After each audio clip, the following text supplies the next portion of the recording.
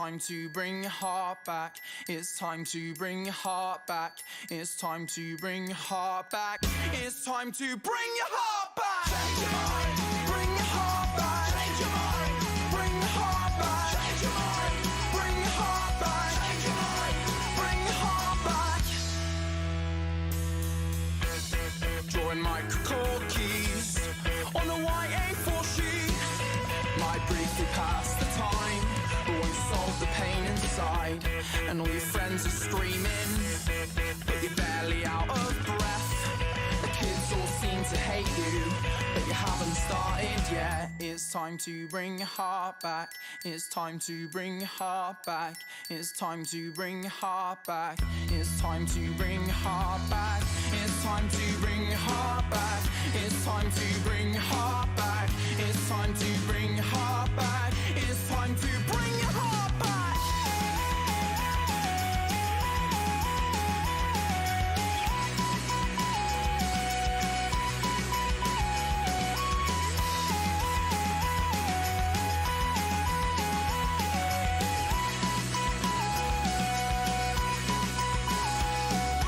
Beat young heartbeat. Beat young heartbeat. Beat young heartbeat. Beat young heartbeat. Beat young heartbeat. Beat young heartbeat. Beat young heartbeat.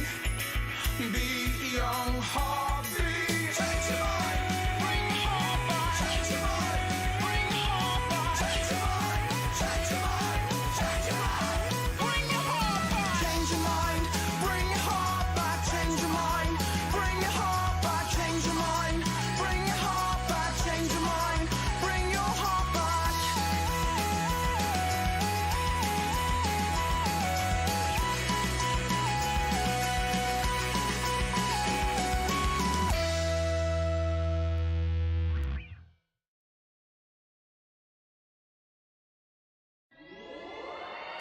I feel like I just met you every time we meet again. You got me questioning, are we more than friends? I close my eyes and through the night imagine you out there. I think it's only fair that I tell you once again. Oh, baby, you still make me feel like I'm on top of the world. Oh, baby, you still make me feel like I'm on top of the world. On top of the world. Oh, baby, you still make me feel like I'm on top of the world. On top of the world. Oh, baby, you still make me feel like I'm on top of the world.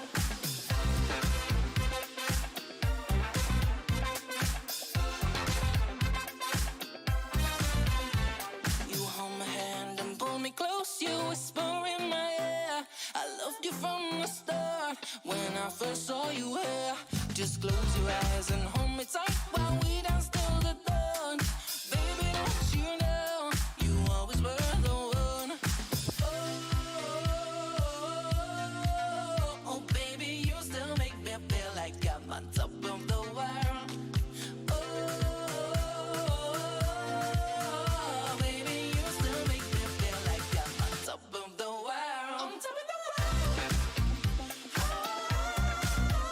baby, you still make me feel like I'm on top of the world. On top of the world. Oh, baby, you still make me feel like I'm on top of the world.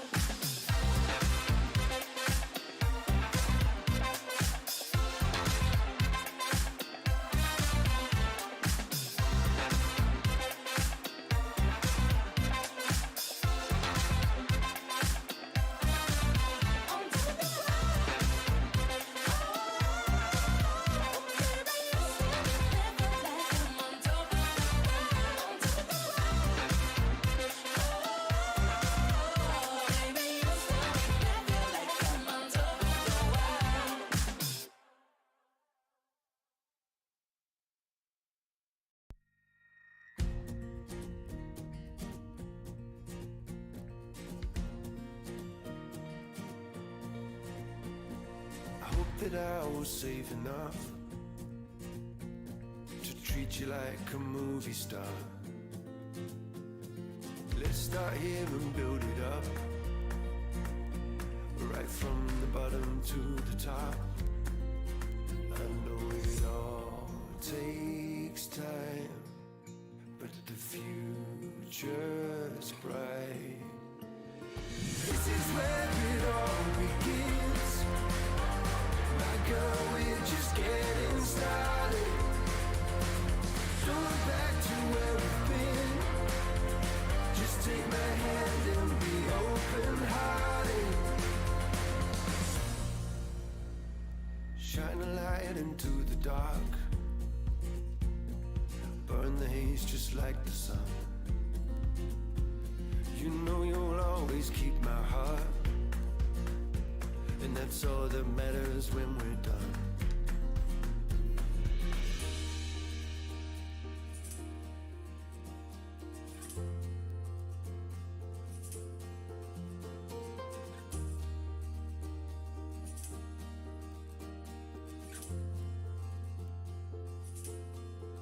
I know it all takes time, but the future's bright.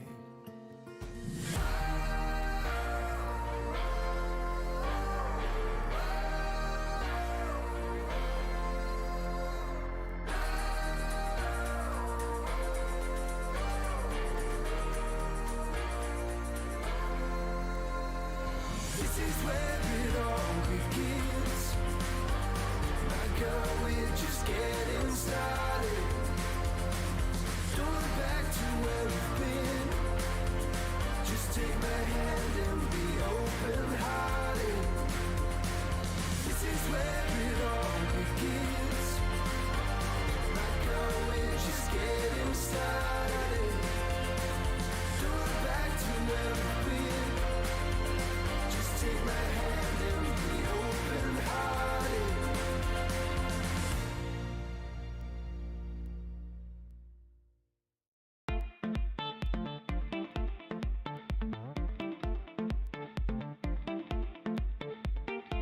It's like a wild wind. It moves me. Can't hide, cannot escape. What's your style?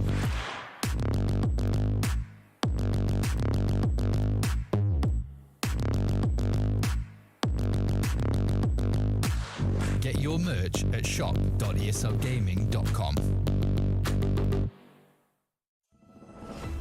Dream League DPC Summer Tour is brought to you by Intel, Acer Predator, DHL, and Monster Energy.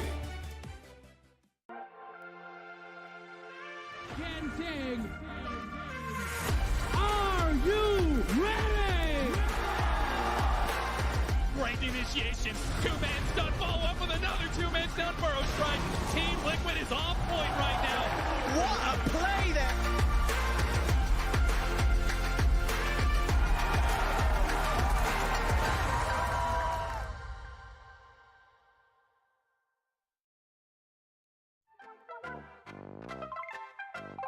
Hello guys, are you ready for some Dota 2?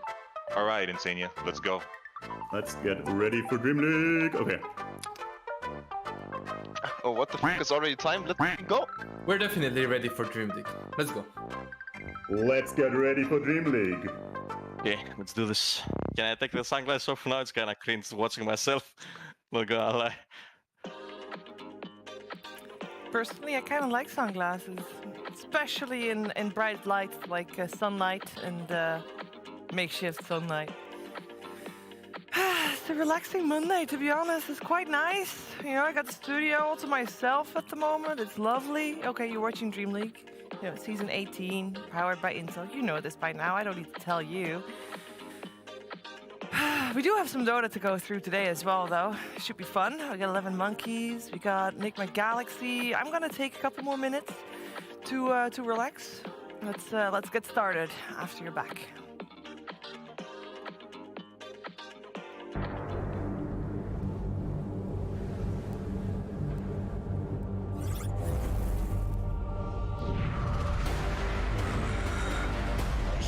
so class.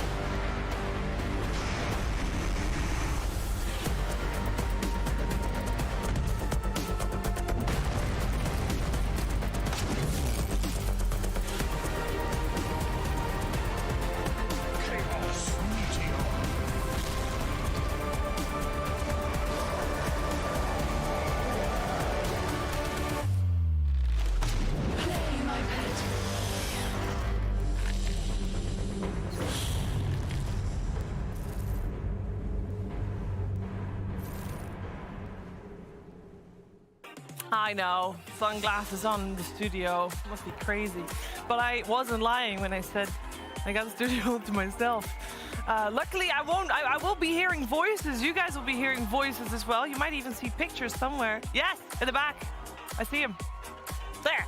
We got Purge and Effie.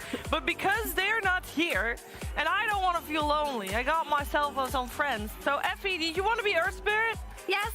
Axe? Saw that coming. Purge, are you okay with Axe? Yeah, that's fine. Or would you rather have Huskar? I'd rather be Axe than Huskar for sure. Huskar looks like he has some problems.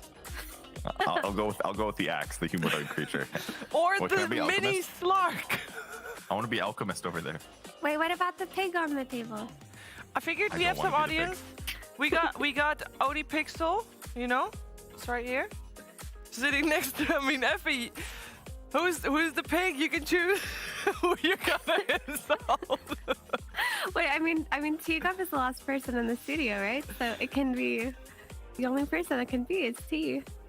No, because we have a Huskar as well. You know, also the people that are, you know, I know the rest left the studio, but they can be here in spirit. But I've got these two. So, how are you guys doing? What is the thing you guys missed most about not being in the studio? Effie first. Well, I miss you, Sheever. No, apart from people. I guess. No, T-Gup walked in. Ask him if he wants to be the pig, Sheeves. T-Gup, do you want to be the pig or the Slark or the Huskar?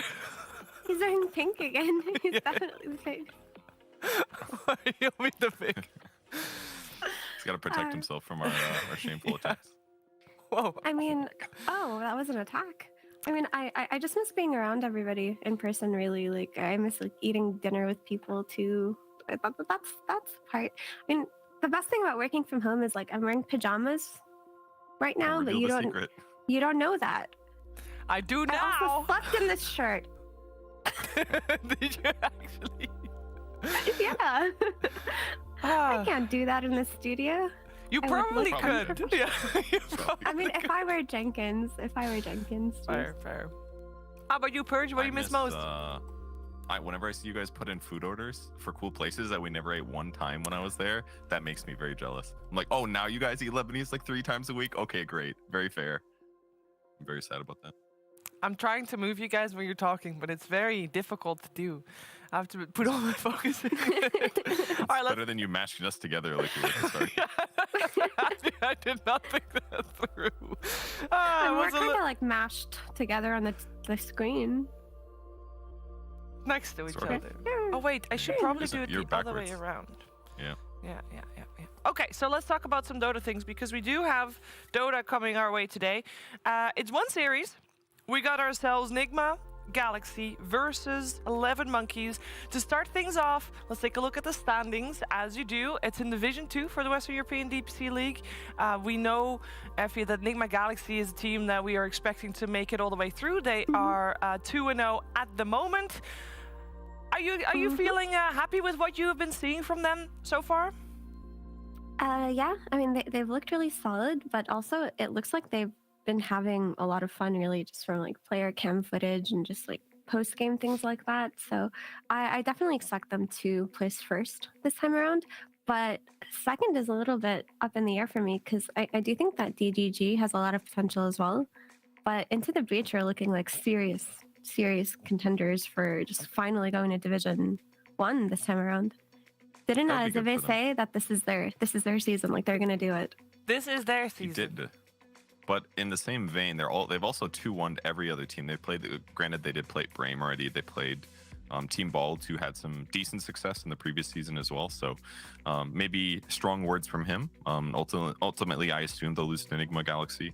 But I think it's really good for Nigma Galaxy that they, I mean, it's not great to be in Div 2, obviously, but they have maybe a little bit of a confidence building tour. They've had a lot of rough seasons for quite a long time. So I think getting a chance to play with the new roster when the stakes are lower, because they're very likely going to win the games, even if they're being a little flexible, I think that's going to be really good for their confidence. And that's something that they probably need going into TI qualifiers after this TI or after this tour is over. Absolutely. Yeah, and of course, like building rapport and communication and friendship and things like that. That stuff is really important, right? And wasn't there that interview with Samil where he said that he sought out Nigma Galaxy, like he went to them and reached out to them. So he definitely wants to be a part of the squad, and it just feels like he's fit in seamlessly so far. So yeah, I expect them to just get better and better. Same. And then on the flip side, we got ourselves 11Monkeyz, the team that Nigma Galaxy is going to play today. 11Monkeyz is a team that made it through the open qualifiers all the way. We have seen them play already. They've played 2 series. You just saw on the scoreboard that they're 0-2, so could be a bit better. But Perch, I don't think they looked completely lost in the games that we did see them play. Yeah, they definitely have potential. I mean, maybe this is not the matchup that they're looking to do really well in out of all the other teams that they'll be playing against, but it'll be another good proving ground to show that they have what it takes to be in Div 2, and hopefully for them, they can stick around. They have a couple players that are semi-unknown, so it's kind of fun to see those get thrown in, especially more players from Kazakhstan, which is sometimes used to be a very represented region in Dota. There were so many TI qualifiers where a team from Kazakhstan would always like get second. It happened like 2 or 3 times in a row. We're talking like 8-9 years ago. So I'm happy to see some more players from Kazakhstan have some success by making it into Div 2. Absolutely. And sorry, your accent was falling down. Me while I talk. I had to fix it. Good job. I also would like to hear a little bit more from one of the players. It's Blink that we got to talk to, or BNC as he goes by now, and he talks a little bit about his motivations in Dota 2.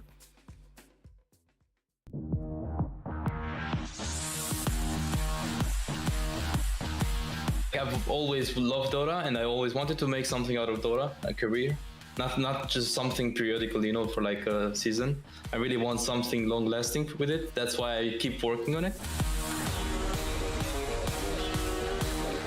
There's not that much pressure from friends anymore, because they understood that I spent this much time on it, and my family also understood it. So, you know, we're good on those terms. But this is now. It has been for a couple of years because I really pushed for it, but yeah, it wasn't that easy before. With this team, I'm so happy actually. I feel like it's a special thing. We're doing it. We're going one step forward. Like, we're not either standing in place or going backwards. We're actually going one step forward, and it feels incredible. That's big. Straight away against the 2-man stun. Low skills ready to commit with the BKB. The Supernova is out. And they won't have any ability to focus the egg right now. They'll have to back off to the side. Mobile's going to get caught by that stun. That's the Aegis got. Remnant control onto Mobile. He's been caught by the Spirit Vessel as well. Dive forward. In with the Dissimilate. They've taken him down a second time. Mobile will fall. They may just get the cleanup here. They're over towards Cube. It's going to be another one for them. Triple kill. An excellent fight. I want to keep pursuing my Dota dream, and I'm going to keep going for it till I make it. Like, I've put so many years into it, why not put some more, you know, and finally get to where I think I'm meant to be.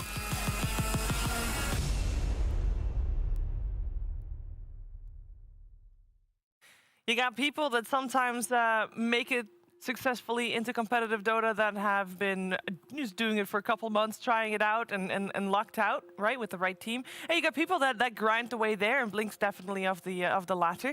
And what he's saying about his team, Effie, is that they are taking steps, and so far it doesn't feel like any step they're taking is going backwards. So that's a really good sign, right? Mm-hmm.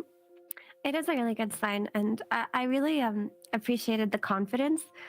That's me, the little Earth Spirit. Good job, she is. Now, I appreciated the confidence of him saying that this is where he deserves to be, not where he thinks he should be, right? So Yeah. I definitely really like to root for players like that who have all these like hopes and dreams in their eyes. So I hope it goes well. I haven't had the chance to watch any of their series yet, so this is going to be my first time dissecting their play. But from what I can see from like the game data on Dota Buff, every series they played so far, even though it's a loss, it has been competitive. And I have heard the other analysts praise this team and say they have a lot of room to grow. So yeah, definitely looking forward to seeing if Blink can pull it off. Yep. And this is a team, Purge, that has, you know, every time when we watch Division 2 teams, like for the first time, or a relatively unknown team, we always look out, we want to have them to have their own identity and do their own strats and their own thing, and not just what's good in the meta and copying other people. And I think 11Monkeyz is definitely a team that seems to have their own identity already.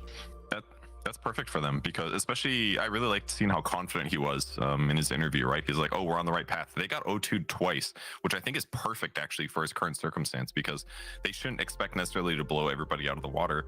So if they can have their own identity and be confident and be sure that they're getting better, I think that's a great place to start for them to eventually improve enough to win just enough series to stay in Div 2 and continue the journey from there. So definitely looking forward to seeing them play. Looking forward to seeing them too. We actually have got a draft available. I know you're jumping your seats, so that's why I wiggled you guys here too, because draft is super important for what we're about to see. You know what? We haven't talked about draft that much, but I do want to point out, so far Nigma Galaxy, they've played 4 games because both of their series were 2-0. They first phased Monkey King, and I believe every single one of those games. And it was Miracle playing Monkey King every single one of those times. I would really like to see a little bit of variation, and I feel like I just stepped through a time portal because he shaved, like Sumail shaved, and he looks like 10 years younger. Well, not 10, but you know, he looks a lot. He looks like TI5 like Sumail. Yeah. Okay, TI5 was maybe a little bit. Oh, TI5. I thought you said tier 5. I was like, what? No, TI5. When he was literally 15. Yeah, definitely a lot closer. Yeah. But I agree. Maybe he's just like feeling it, you know. I've seen like some comments on YouTube where I do watch like the highlight videos of all these fans happy to see Sumail look like a kid again, just because they worry that maybe he wasn't like in the happiest place in the last year. I don't know how true that is, but that would be a nice sentiment. But guys, I do have some information to share. Today is Miracle's birthday, so happy birthday to Miracle. But also because it's his birthday, I feel like maybe they just want to swiftly get through this series so he can go hang out with his friends or something. No, they're gonna pick him a hero that he really wants to play. That's what I think's gonna happen. Wait, hang out with his friends? He plays Dota with his friends. They're all on boot camp, right? So he can't There's really the move. Monkey King again. But then you've got your like real life friends, you know? In Amsterdam? Oh, I mean, I guess that's true. I didn't know they were in Amsterdam. Well, in that case, I'm sure they can all hang out on Discord together and play more Dota. Yay! Woo, Dota 2, the best way to spend your birthday. Let's go.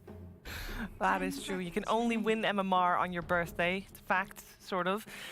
Okay, so we got a Dawnbreaker first up and a Monkey King. I think we can kind of guess where the Monkey King's going. But what do we make about this Dawn?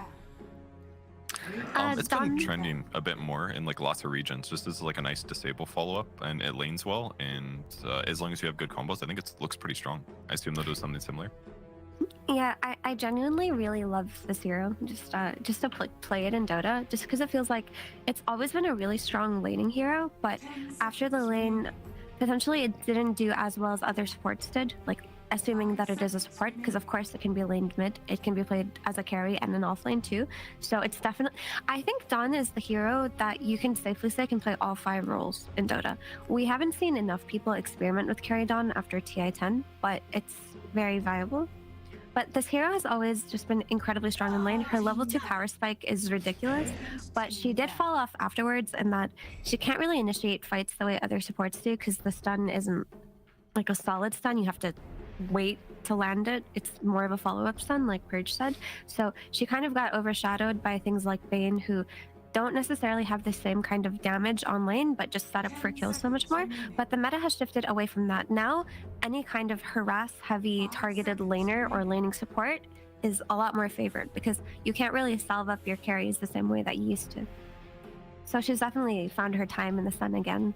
Wink, wink. Nice. The other really nice thing about her is her defensive heal sometimes. It's a little bit like the follow-up of initiation type thing, but if the enemy team has a lineup that's going to be moving around the map getting kills, and I think Tusk Phoenix is decent at that, then she can also really help sustain one of those heroes to keep them alive, to give you an opportunity to turn. Mind control looks great, by the way. Looks like he's lost a bunch of weight.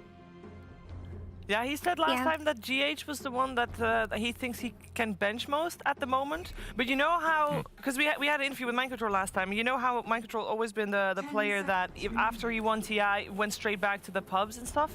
He still doesn't take breaks, so he still doesn't do a lot of social stuff, but his break is now going to the gym, and he says he's been very much enjoying it. It's like a mind reset, so it's showing as well.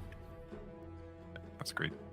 No, that's really great to hear. It's just nice to see things like that, or just people kind of improve themselves. Okay, this Mirana is a little bit interesting because you know for sure that's your position 4, and that's not where Dawn is going to go.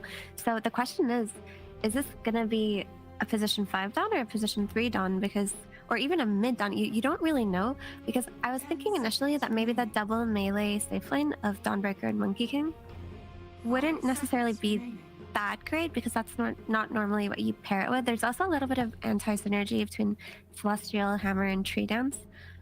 But we don't even have to know for sure that the Monkey King is a safe laner. Like, yes, Miracle has played it 4 times as a carry, but it doesn't necessarily mean that he has to continue to do so. True. I guess it's just a little bit harder when Mirana's also in the pool, though. So yeah, like you said, Monkey King 5 is fine, but generally it's much more effective when you can go around setting things up.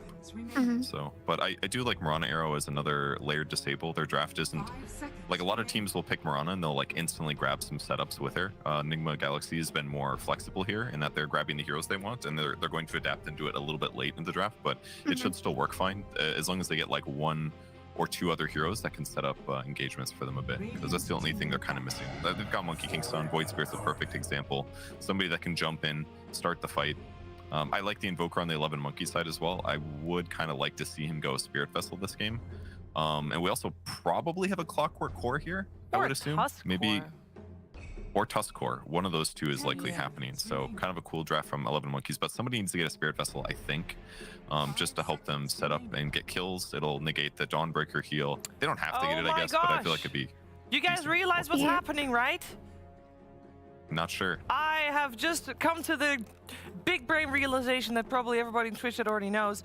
At the moment, Kuro is a player that has played every single hero competitively that is in the pool bar 1. Guess who it is? Is it Void Spirit? No, it's Dawnbreaker. Oh. It's time. It is time.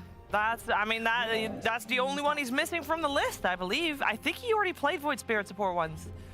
I think it's Dawnbreaker time. All right. This is his birthday gift to Miracle. Yeah. I get to play Dawnbreaker. I am very excited to see that happen, if that's the case. But yeah, I do like what we haven't talked much about 11Monkeyz actually, but I do like what they have going on with this Invoker Clockwork. Like, this Clockwork has just been played to run around the map and wreak havoc, right? You've also got the Rocket Flare to scout out the Monkey King, potential hookshot setup, which is a very simple way to take fights. You have the Cog pushback to defend the Phoenix Egg as well, so nice things there. But also Clockwork with his hookshot can interrupt Solar Guardian if Dawn ever, like, if he ever catches her doing it. It's easier said than done, of course, because she usually doesn't do it in Vision, but there are like a lot of mini things that Clock can do this game. So it'll definitely be nice to see. And you have 2 Spirit Vessel buyers potentially in the Phoenix and Invoker. I think it'll most likely be the Invoker just because you need it to come out faster. Okay, they pick the Troll. Not always the most common carry, has some weaknesses certainly, but can match up okay against Monkey King because you're giving him mischance, so he's not going to get the Jingu hits up quite as quickly. So that's kind of cool. Strong laning hero as well, so it could help take it to a potential Dawnbreaker, whoever the heck the offlane is. So seems all right. Has lots of coverage between like Phoenix Heal, Clockwork, Invoker Disarms, Tusk Snowball, so it should help make up for some of his weaknesses that come from his ultimate and other things. Yeah, so Troll's biggest fear is to just get kited, right? And so far, there is a lot of control coming out of Nigma, but they don't really have that one instant, I'm going to go in and instantly stun you, right? So they ban out the Centaur, they ban out the DK on the side of 11Monkeyz, which are really great bans. But I do think Nigma need a hero in that same vein. And once they kind of fill that role, they're just going to have these run at you, disable you, skirmish non-stop heroes on the side of Nigma. So Troll might run into a situation where it's going to be hard for him to just sit on the side and farm. Okay, not what I was expecting to see. No, that means he's not. okay. That means Kuro's not going to play the Dawn. It's going to be a mind control Dawn.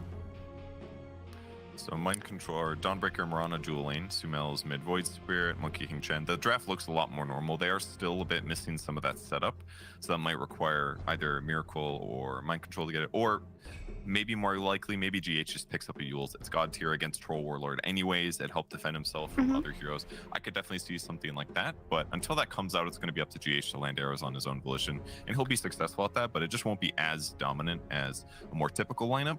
But it's still a pretty good lineup from Nigma. This lets them set more tempo. They can set things up for Dawnbreaker. I do like their draft.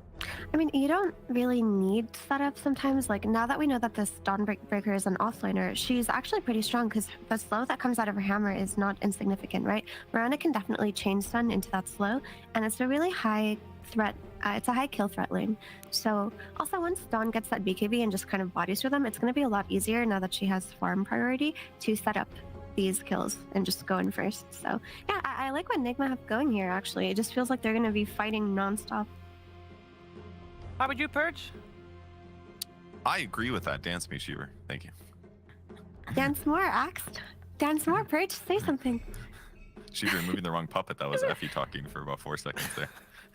Oh, thank you.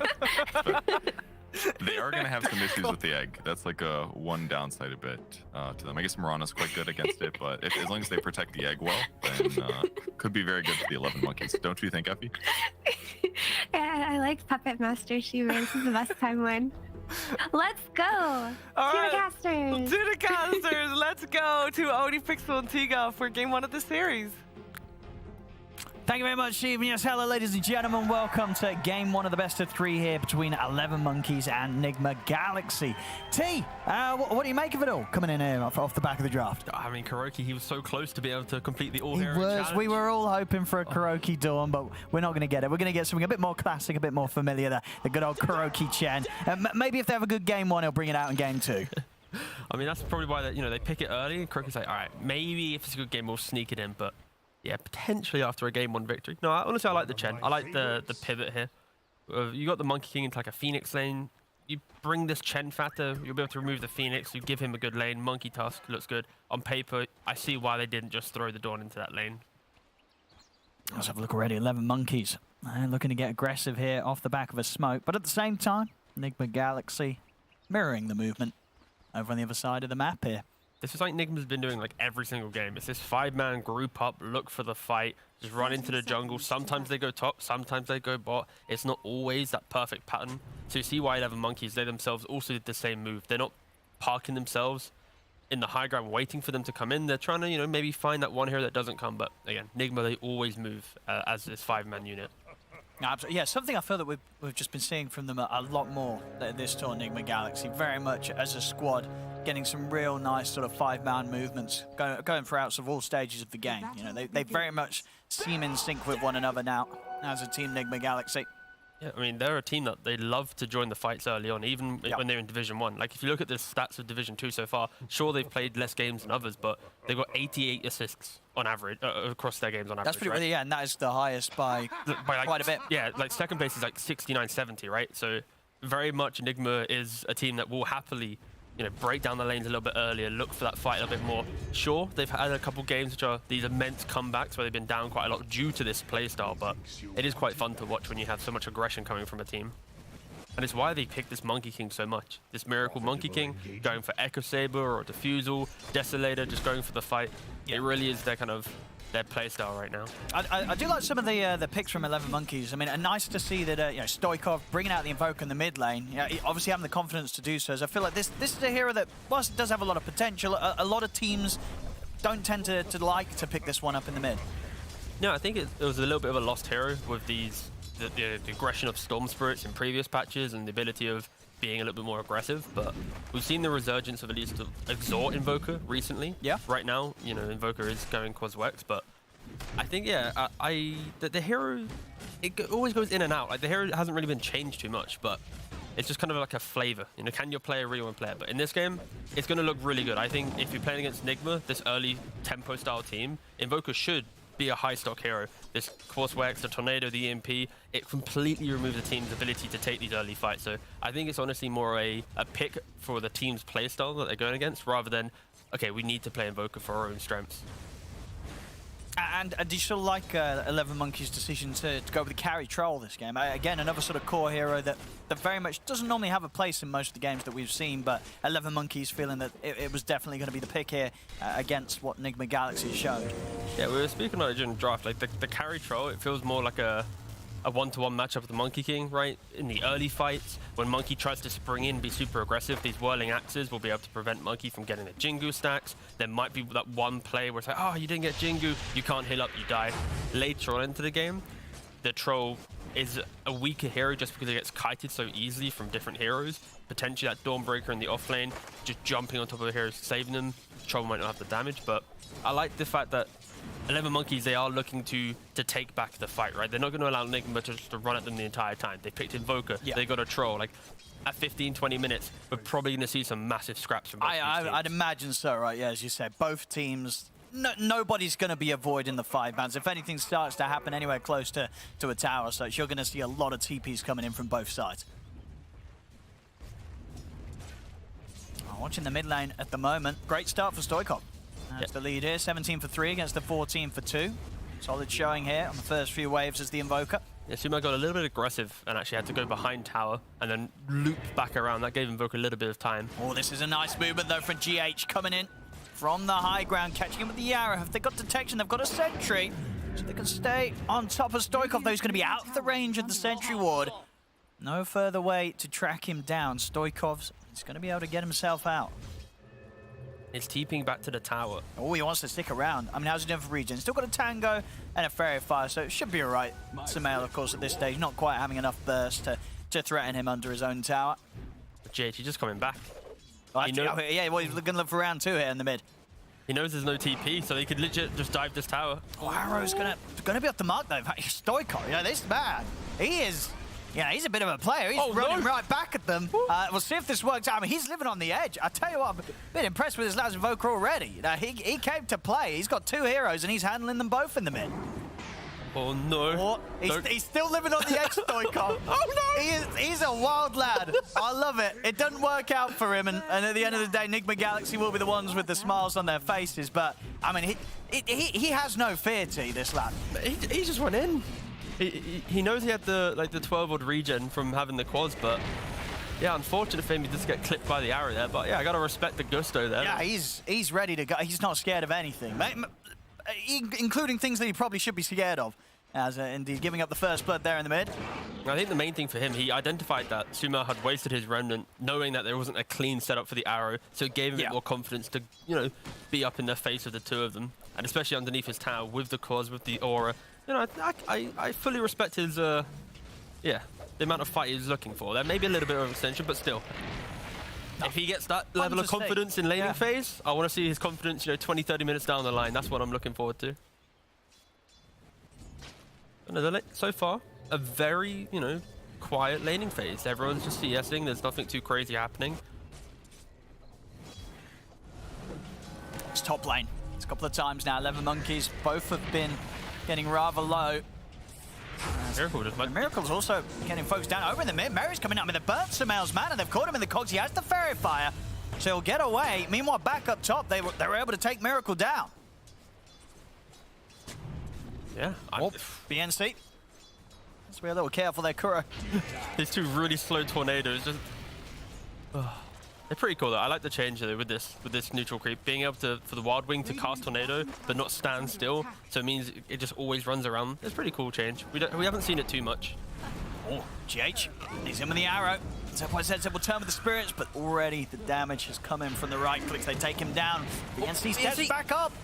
He's got a snowball, but he's going to be making his own grave there. As there's going to be both heroes down on the top. Nigma Galaxy continuing to casually build up the advantage here, getting these kills on the lanes. In situations where 11Monkeyz, they seem to just be overestimating their capabilities whilst they are as low HP as they have been on some of these heroes. Yeah, they're always looking for that extra little bit of advantage, and it helps just because Nigma, mind control bottom, he grabbed a couple waves, was running around in circles. You saw him, now he connected both of them into the small camp. It allowed GH to make this moves on mid, to make the moves top. Could be in trouble here, mind control. He's going to have to hammer if he can drag his way out of the cogs. Oh no, the cogs now playing against him. Indeed, now causing some issues for 11Monkeyz themselves as they couldn't quite stay on top of him. Mind control able to break out of there with the hammer. Yeah, just the elusiveness of this Dawnbreaker and having that, you know, the early boots going for the creep waves and doing these plays. I think we saw, I think it was Tundra?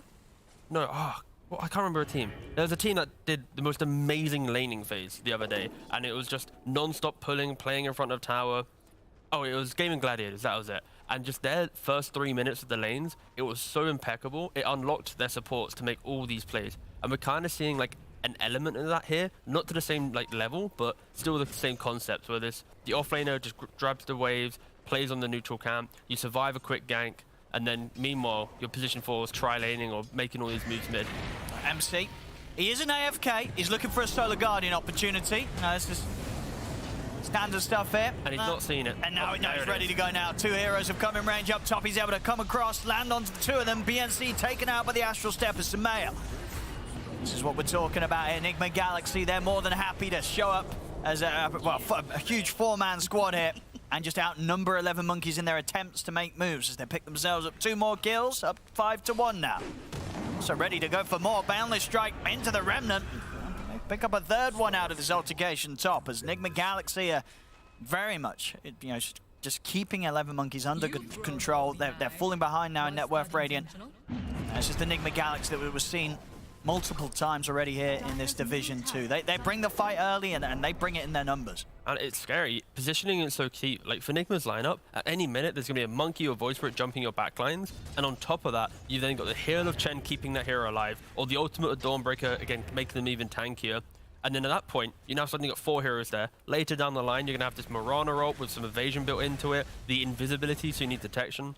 Just the speed in which Nigma can be together, can be super tanky in the first 15 minutes of this game. That will be the big disparity in 11Monkeyz lineup, where it looks like they can skirmish and can fight, but if there are only a couple heroes there or they're TPing in, it's too late. The damage is already done. So 11Monkeyz need to be careful that the speed in which Nigma can play right now does somewhat outpace them, because they're a little bit more dependent on farming that one item before they can really play.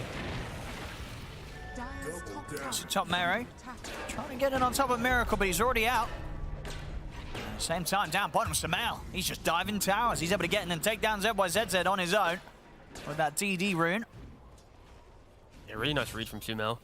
You see at this point in the game, the supports are just trying to catch up a little bit. Unlike Nigma, where they've been able to just passively farm on a Chen with the creeps or Mirana with the arrow, their supports have been more locked into enabling their cores.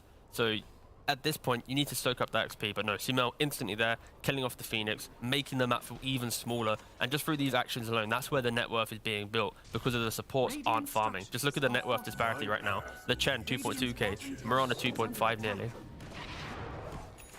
See Stoikov TP up to the top. Wants to join in the action, trying to get the setup on Miracle, but he's already out. To the side, away from the EMP. They'll try and lead in with a Walrus Punch, but TPs are coming in.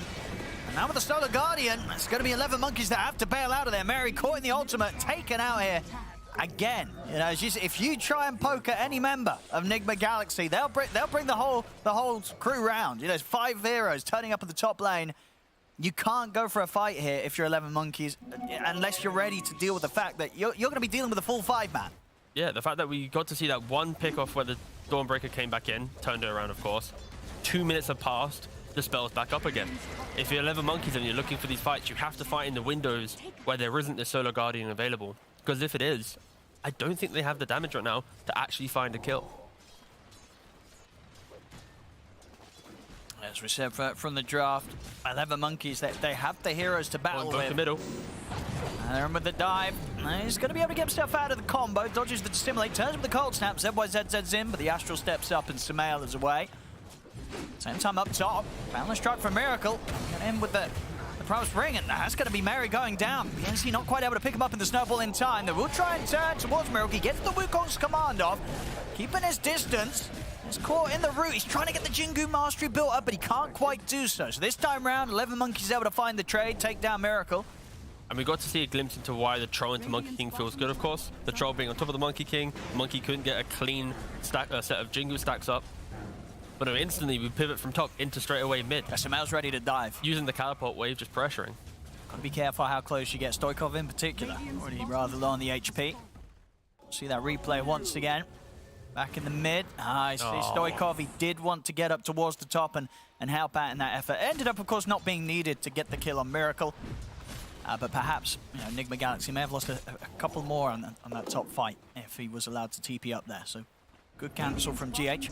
I think one saving grace for 11Monkeyz will be this Invoker completing the vessel. He still is about 600 gold away, and he actually doesn't have any charges on his urn. But if they're able to find that one kill, get some charges, complete the vessel, then they can easily smoke up as a team and find they have plenty of initiation with the Clockwork, counter fight with the Phoenix now that he's level 6. It's now about setting it up.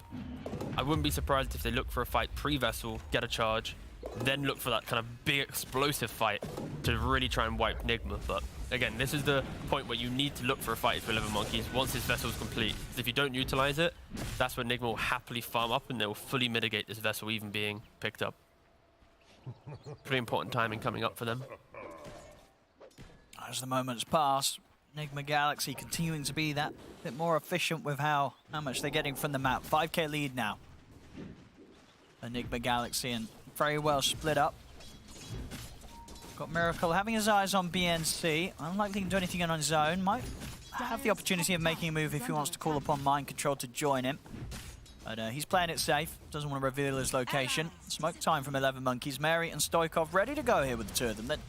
Say not quite having the Spirit Vessel done, but still looking to try and get those charges built up on the urn. Mary, he'll charge his head first, but they'll spot him out. They were waiting underneath the cover of the Moonlight Shadow. They'll get the cogs down, but that final Astral Step burst will bring him out. Mary goes down. See to the side, Mind Control, watching for opportunities to ult in when needed. We'll see who he wants to save. Kuro's getting gone upon, but with the micros holding back Palantimos. Same time, Samel's already taken out ZYZ's in, and now here comes the Solar Guardian play. Kuro pots the mech. Mind Control comes across. He's able to give Kuro a little longer to live. Palantimos will get the auto. Kuro's still alive. BNC couldn't quite finish him off himself. Palantimos surrounded by Nigma Galaxy means there's nowhere to run as his ult comes to an end. As again, just doing an excellent job of saving one another, Nigma Galaxy, making sure they lose nothing in these team fights. Kuro's just so tanky with the early mech, the toughness aura, his divine favor. Oh, it's actually so hard to kill him. They've got a snowball over towards Samael, and he's pretty far away with the step. In fact, another charge had to step back up in a second. He's thinking about going back in. Miracle's already watching things with the tree line, but he does get cut down. Push him off to the side, but still very hard for 11Monkeyz to really poke back at them. Over to the side. In fact, Samael, he's going straight for Stoikov. The EMP will force him to back off. Mary and BNC, they're just running at Nigma Galaxy from the back lines, but it's just the two of them. They've got a snowball. They'll snowball themselves back up to the high ground towards the neutrals, but still, Mary, he'll go down, does die to the neutrals, so able to deny himself. Mind Control pulls himself out of the fight with a hammer on barely any HP, but he will survive. As again, just nobody is dying on Nigma Galaxy. They know exactly how to push themselves to the limit. Again, 11Monkeyz just don't really have the damage. And there was a perfect example where the Kuro had tried to wrap into the river to connect with his team. The troll, who just bumped into him, then tried to kill him off. But then Kuro, micro in the centaur, get the stomp off, gets a little bit of walk away. The Tusk then tries to help out as well. He has a mech. He then pops his ultimate, the Solar Guardian on top. There's like 3 forms of heal keeping just Chen alive, but in doing so, it drawed out the fight so long that the troll, the biggest weakness of this hero, you pop ultimate, if you're not killing a hero, you're getting kited all the way back. You're just chasing, following a hero, and that's exactly what happened. He got chased into his own death. But no, honestly, it's really nice. Nice little hook. Can they combo down somehow? They try and get the pushback with the cogs, Mary, but doesn't quite get far enough in position to get that pushback. Even then, likely that Samel would have been able to get out. It's a hard hero to catch. They need multiple ready to lock him down. Ideally, even Palantimos on top of him to look for the root procs. And don't forget, this all started, this chain of events, because GH and Sumail smoked up together, tanking that smoke, and then opening up the bigger fight. Oh, BNC, that's going to be a free one for Miracle. Yeah, nice little free. Battle Fury done here. Solid timing off the Tread, Orb, Venom, and Wand. They will look to go upon him. the Moonlight Shadow, and he's also got Mind Control ready to head over and help out. And of course, once again, here come the mass TPs. You try and take a fight, they'll bring the whole gang here. I think it killed the egg too. Easily, and they may even have a chance of getting Mary. He's got to be careful. They'll pop the cogs down, try and split with the micros there. They catch him in the stun. Mary goes down. Triple kill for Miracle. Don't forget, it's Miracle's birthday today, and that's why he's been allowed to buy Battle Fury. Unlike all the other games, he's gone Echo and Desolator. But jokes aside, this was a much better game to buy the Battle Fury, just to be able to keep up farm with this troll that could potentially counter him. And once again, we said it earlier, 11Monkeyz, if you're initiating on these heroes, you need to bring the numbers. If you don't bring, there's always going to be a solo guard. Yeah, absolutely. Every single time we're seeing Nigma Galaxy just outnumber them completely. And in this part of the map too, I feel like if we synced up all of Samel these... did that fight like he didn't even have his hands on the keyboard. He was flexing his muscles and controlling them somehow. I don't know how he did that one. He's having a good time here. 7-0-4. Radiant are scanning. Okay, this is Mary as well now. Oh, does get the hook shot out in time, but Samel, he's got another step to go. In fact, he doesn't even need to use it. Remnant set up into the Dissimulate is enough to take down Mary. ZYZ lucky to live that. Yeah, he had enough burst damage to get through the Phoenix as well there, Samel. He had the step available. I was like, ooh, is he going to go high ground tier 3? But he kept himself calm. He didn't go too crazy. I think he's feeling like one of those games where if he gets even one death on his KDA, he's not going to be happy. He's looking for a flawless game here, Samel. He doesn't want to die. Just the confidence he's playing with. Look at his build. Treads, Wand, E-Blade. Hell yeah. Every time he finds a hero, he E-Blades into Remnant, knowing that GH should follow up with an arrow, or there's going to be extra source of damage. Like, it is very much a assassin style of play, and it's paying off. They're 10k up, 18 minutes. 11Monkeyz can't even enter any part of their jungle right now. They're just farming whatever creeps being sent to them. And this is why Miracle in this game did go for the Fury. His team's already kind of locked down the game. He doesn't need to join the fights. And I feel like if he did go for that Echo Deso that we've seen in the previous 4 games that he's played this hero, it would have probably given windows in which 11Monkeyz they're trying to fight. Let's go kill them off. So this is a nice insurance policy. Oh my goodness, look how quick he died. Just taken down immediately. And then the egg too. They'll turn towards the egg, they'll get it. So the hook shot to the side here as he tries to escape Mary, but he's straight over into the center of the fight. It's 4 dead on 11Monkeyz. Palantimos, he'll get away. Just the speed in which Nigma go from farming the map to joining the fight. It is... Yeah, they're in a rush today. They must have a dinner reservation or something, but yeah, they're like, well, we'll get this series out of the way as quick as we can. No refunds on that one for sure. But like just we were watching Miracle bottom. You blink, and then seconds later, everyone's back mid. Like the call in which Miracle's like, all right, I need to stop farming this camp. I need to start, jumping on the trees towards mid lane, knowing that we are setting up for this fight. It's just the balance between fighting and farming. Nigma in the last at least 2 series that they've played, it has been very fun to watch. And now straight to Roshan, just very methodical Dota.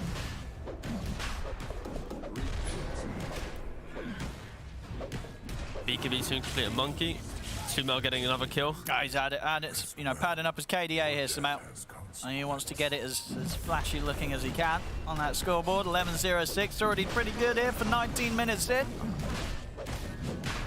Actually, see, Miracle, the only one that's died so far on Nigma Galaxy.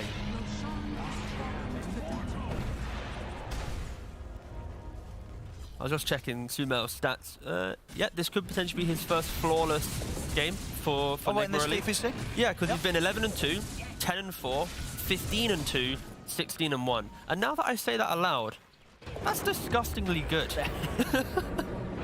I mean, at the end of the day, it's probably what you expected, right? When you were going to see Sumail in Div 2. I mean, you'd hope so. Yeah. And don't forget, like, the 10-4 game, this was his Earth Spirit against a mid-Necroforce, where he wasn't even really playing the lane. Because that was an interesting game as well, because that was off to a rough start, right? Yeah. I remember that game, Sumail was like sort of bottom 4 net worth. But it was a great game to watch, because he came in with some fantastic plays to, obviously end up in the state that he did and get the win. Yeah, I think the main thing is, as BNC, unfortunately, trying to, poke himself into the side lane to skip a wave. Does get instantly found. But for Sumo, it's very much like, I remember, I don't know which interview it was, but he was saying like he really wants to be a player that commands the game. He doesn't want to be this kind of farming style of waiting for others to set him up to then join, right? And you've seen it in all the games he's played, even when he was this like mid-alchemist. Exactly, I was going to say, you know, he picked an alchemist and you'd be like, well, gee, what about the alchemist game? If you watched that game, you would see that was probably the least passive mid-alchemist we've seen in a long time. Like, he had plenty of stacks, but yeah, he's really in. And like, it's just so scary when you play against these mid laners that they farm one item or they have one like level timing and they're in your face the entire time. It's so hard to rebuttal that, and we're seeing it in perfect example here. Like 11Monkeyz, their lanes are pretty decent, but their entry to the game, it wasn't as stable as Nigma. They weren't ready for these pickoffs. The speed in which Sumail killed top, TP bottom, killed bottom, unlocked the entire map, allowing then for the supports to farm behind. It just built such a net worth lead, and at this point, they don't really have much fight. Oh, Sumail's in. We'll have the Supernova, and they have got the stun control. They've taken him down. They have brought down Sumail. And the rest of Nigma Galaxy, they'll have to back off for now. So, he won't be getting that flawless KDA for this game, T. He'll have to look to the next one for that one. We had to do our absolute best to try and get, you know, the caster curse. Game was a little bit one-sided, so we you know, hyped him up for a good 2 minutes just to bring him back down. Not flexing anymore, are you, Sumail? Hands back on the keyboard here. Yeah, but either way, one aggressive death is kind of whatever for Nigma. They can brush that off. If it happens again, and again, and again, then maybe we can start changing that narrative, but... Oh god, he's got queuing up the Dagon. Oh yeah, well, that's the build, right? He played Dagon. That's the build of champions there for Void Spirit.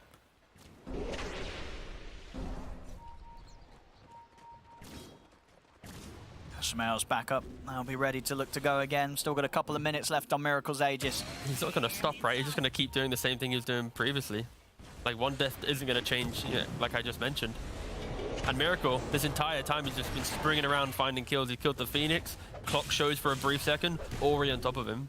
Like, with an Aegis and a BKB, there is not really much that can kill off this this Monkey King other than maybe some Troll plus Tusk double on top of him, punching him down, but still pretty skeptical on how efficient that'll be.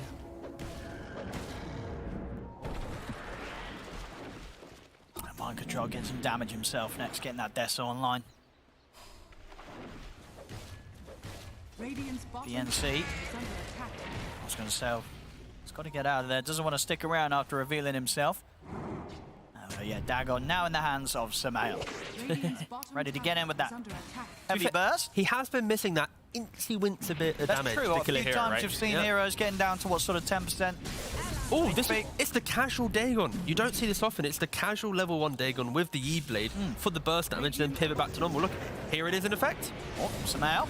It's caught by the cold snap. Just pop the Dissimulate and actually get out of there. Solar Guardian isn't going to catch anyone this time. Mind Control's sort of caught out in the shards. Will be able to pull himself out with the hammer. Yeah, luckily for the clock there, another hero was able to come in and tank up some of these spells. Sumail really wanted to show his teammates what he had just purchased. 11Monkeyz spoiling the fun a little bit.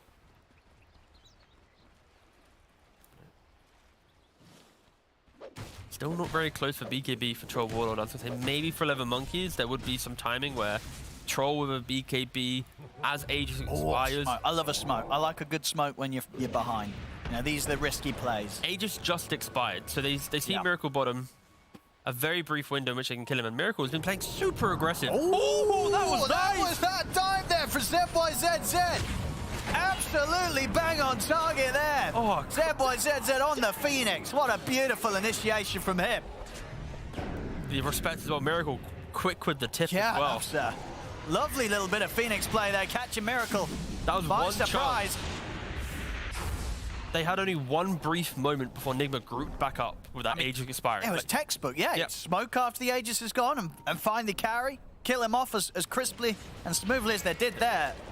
Very, very, very nice stuff here from 11Monkeyz. You're currently down 17k, but still managing to find opportunities.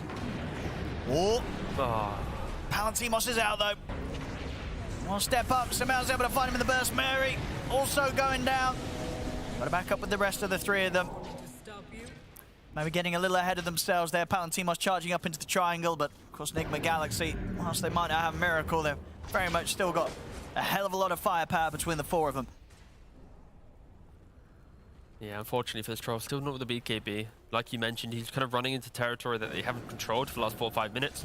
And even with Monkey King dead, there's still like a 4k lead for Nigma if you remove the 15k gold of the Monkey King. So still pretty healthy on the side of Nigma that they can fight 4v5s, especially if they have the vision and positioning. Stoikov. Miracle does have a gem. He does indeed. It's a good call on the TP out there, Stoikov. No more stuns to play with for Miracle, so he's out safely.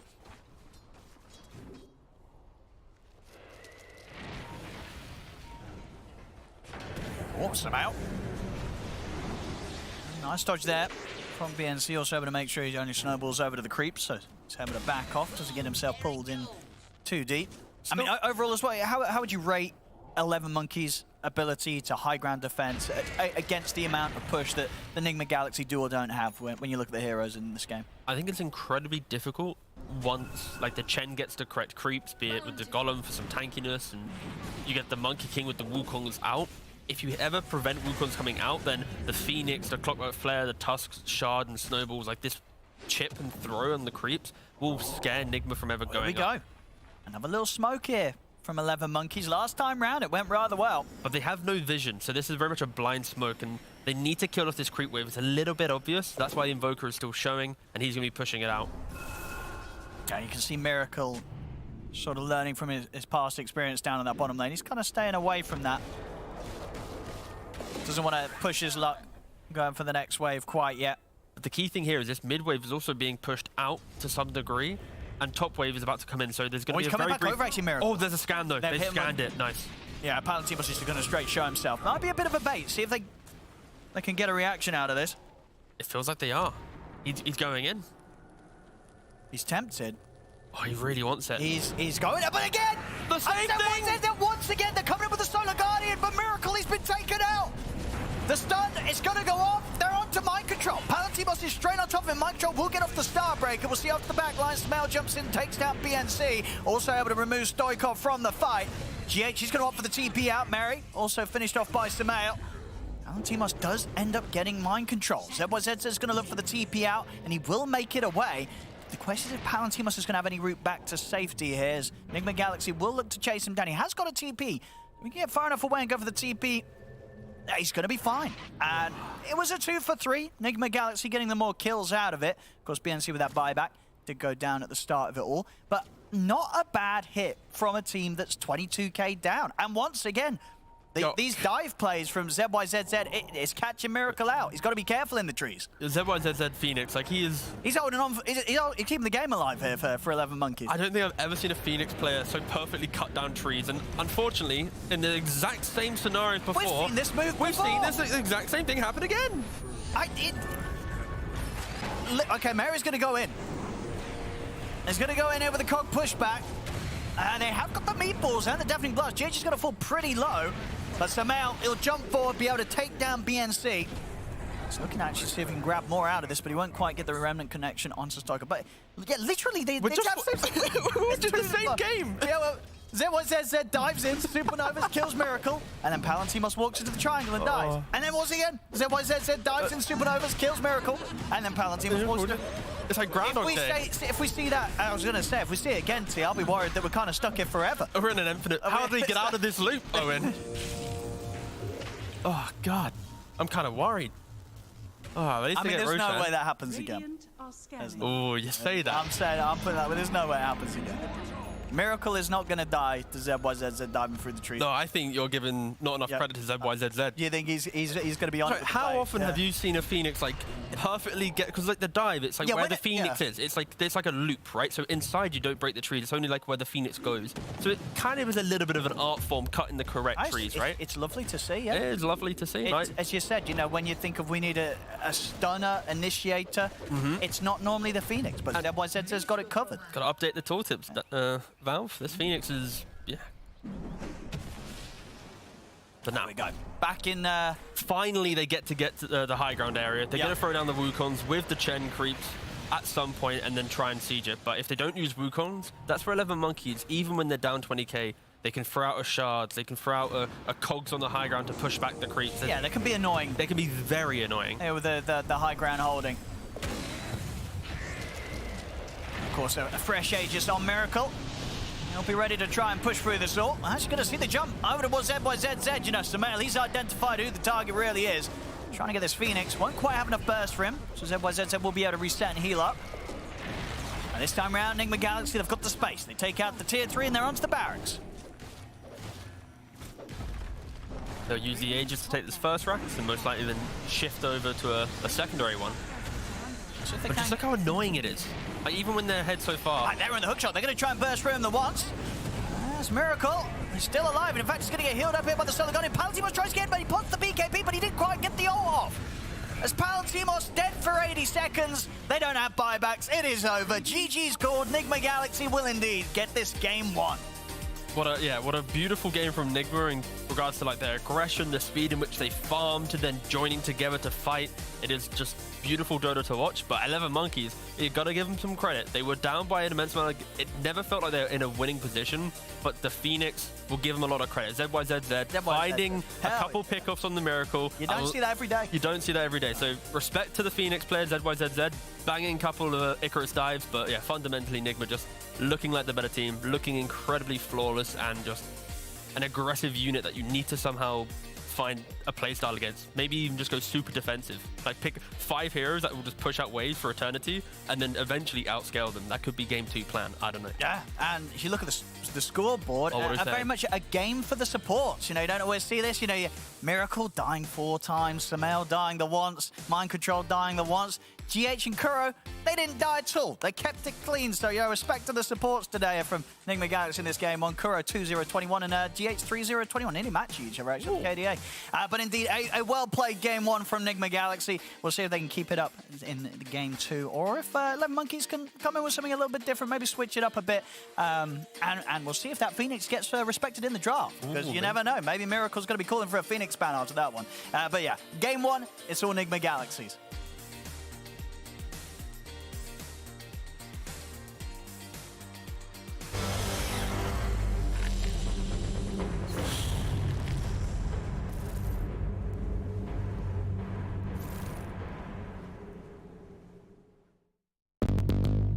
What's your style?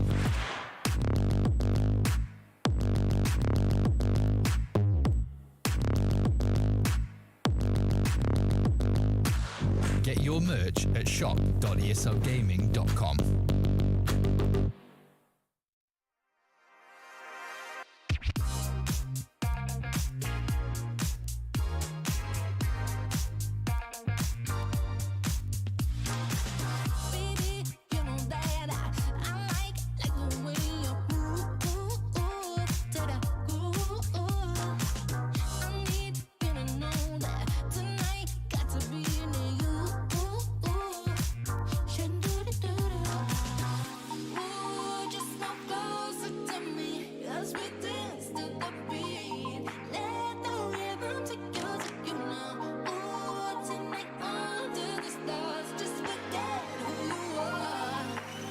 Tonight is us.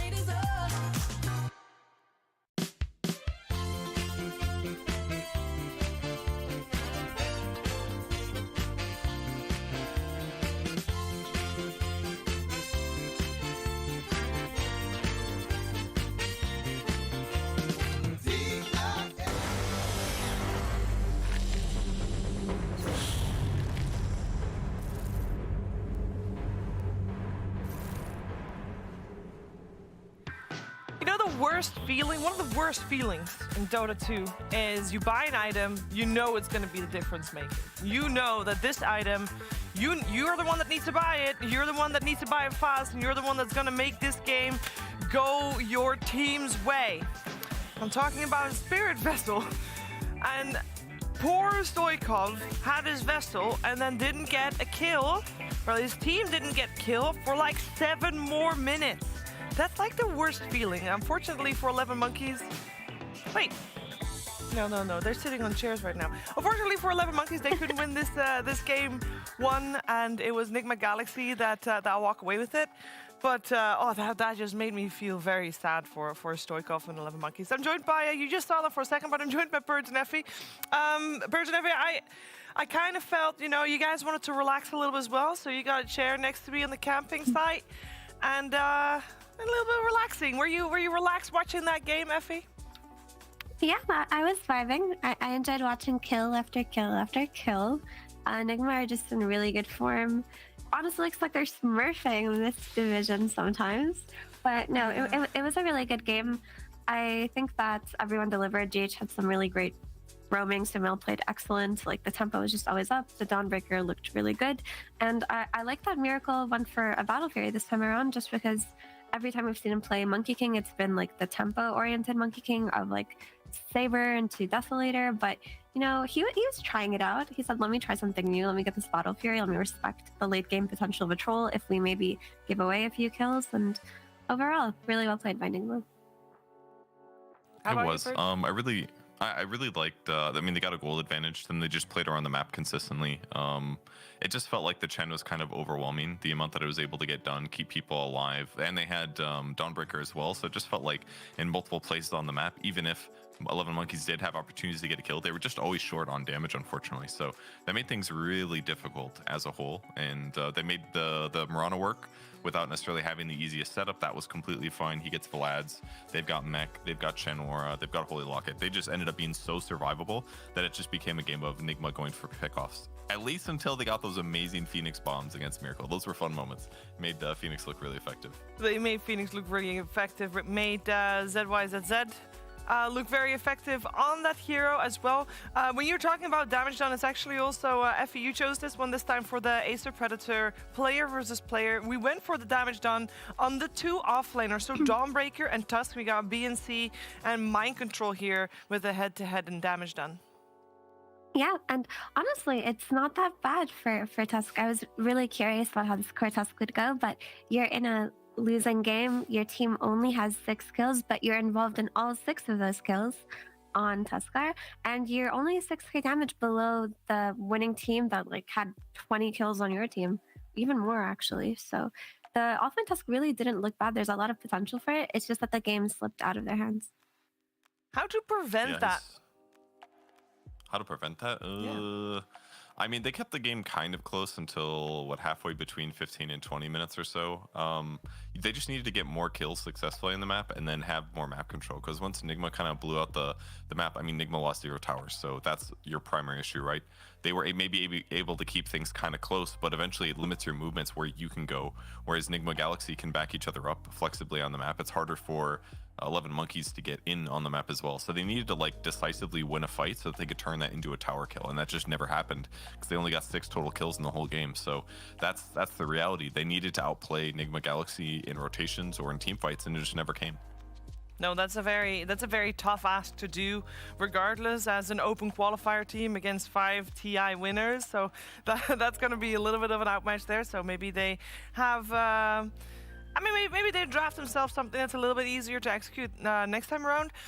They are the team, that first game that we saw them, they are the team that went for a relative global lineup, including a Dawnbreaker. Could that be a solution here, Effie, that they go for things like IO, Dawnbreaker, and they had a Spirit Breaker that series as well? Is that something that they could make work? I can see that being a lot better for them. They look good on their IO. I think that if they want to look better in game 2 versus Nigma, they need to pick heroes that out-skirmish them. And when you look at 11Monkeyz lineup, their heroes are pretty decent skirmish heroes, but they just got outfought in the mid game. But they really do need to make these kills work out. I think the biggest issue is just like getting that vessel, not getting any charges, and then it becomes empty net worth on your like position 2 hero, and then your Phoenix is like in a position where he can do a lot of damage, but no one can confidently go in without getting burst. So maybe a sustain hero like Io could actually do a lot for them. I do like the sound of that.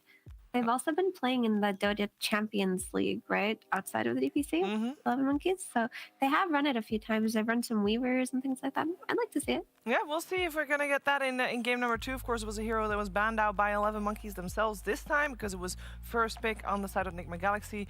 What's going to happen in game number 2? Stay with us. You'll find out after a break.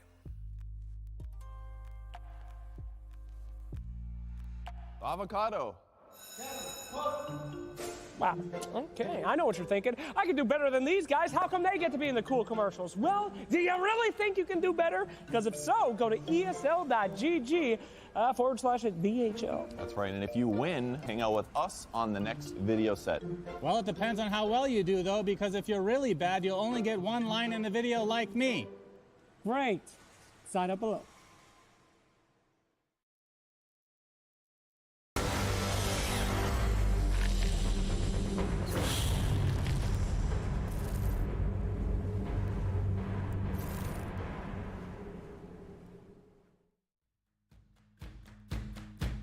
I'm in the rough. I know I'm hardly a diamond, but come back, darling, and clean me up. Think I lost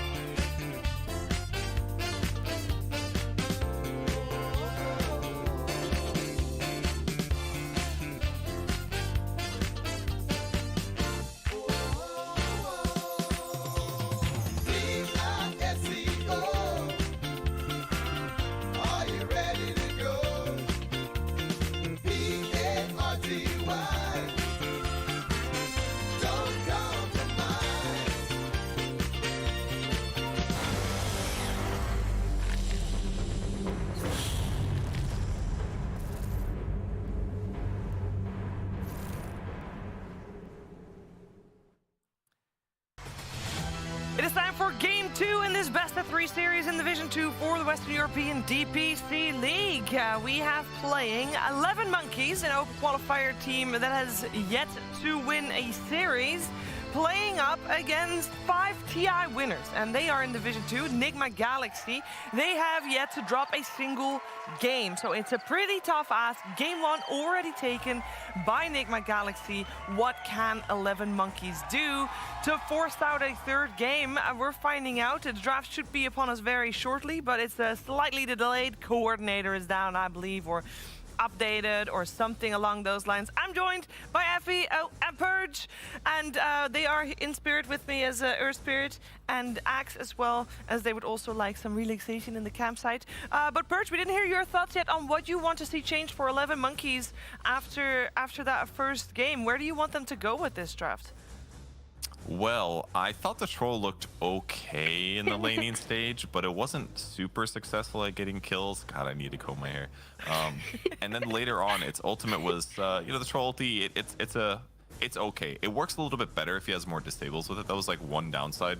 Like that way, you have better opportunities to actually get your chain and snare kind of thing. But is the stuns on his team? It was what, Snowball, Walrus Punch, Battery Assault, Hookshot. That's about it. So like it wasn't easy for him to like get a lucky kill, you know. That could have been kind of nice potentially, but should they reform their whole draft around that point?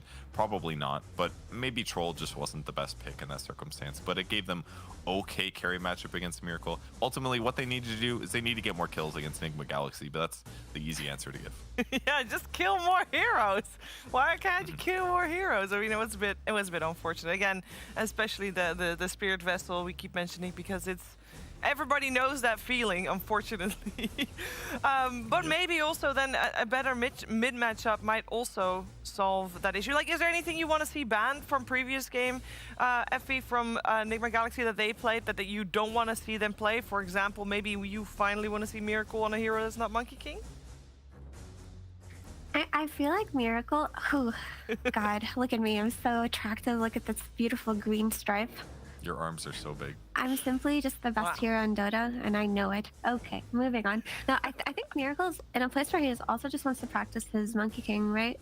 Like, he's probably happy to play it. It's kind of a new hero for him in the sense that it's like silver tier, so he's having fun. He's trying new builds. I don't think they'll change it if they have to. But you know what? It's time to see Shiver. It's time to see Kuro finish the all-hero challenge in competitive. Pick that Dawnbreaker.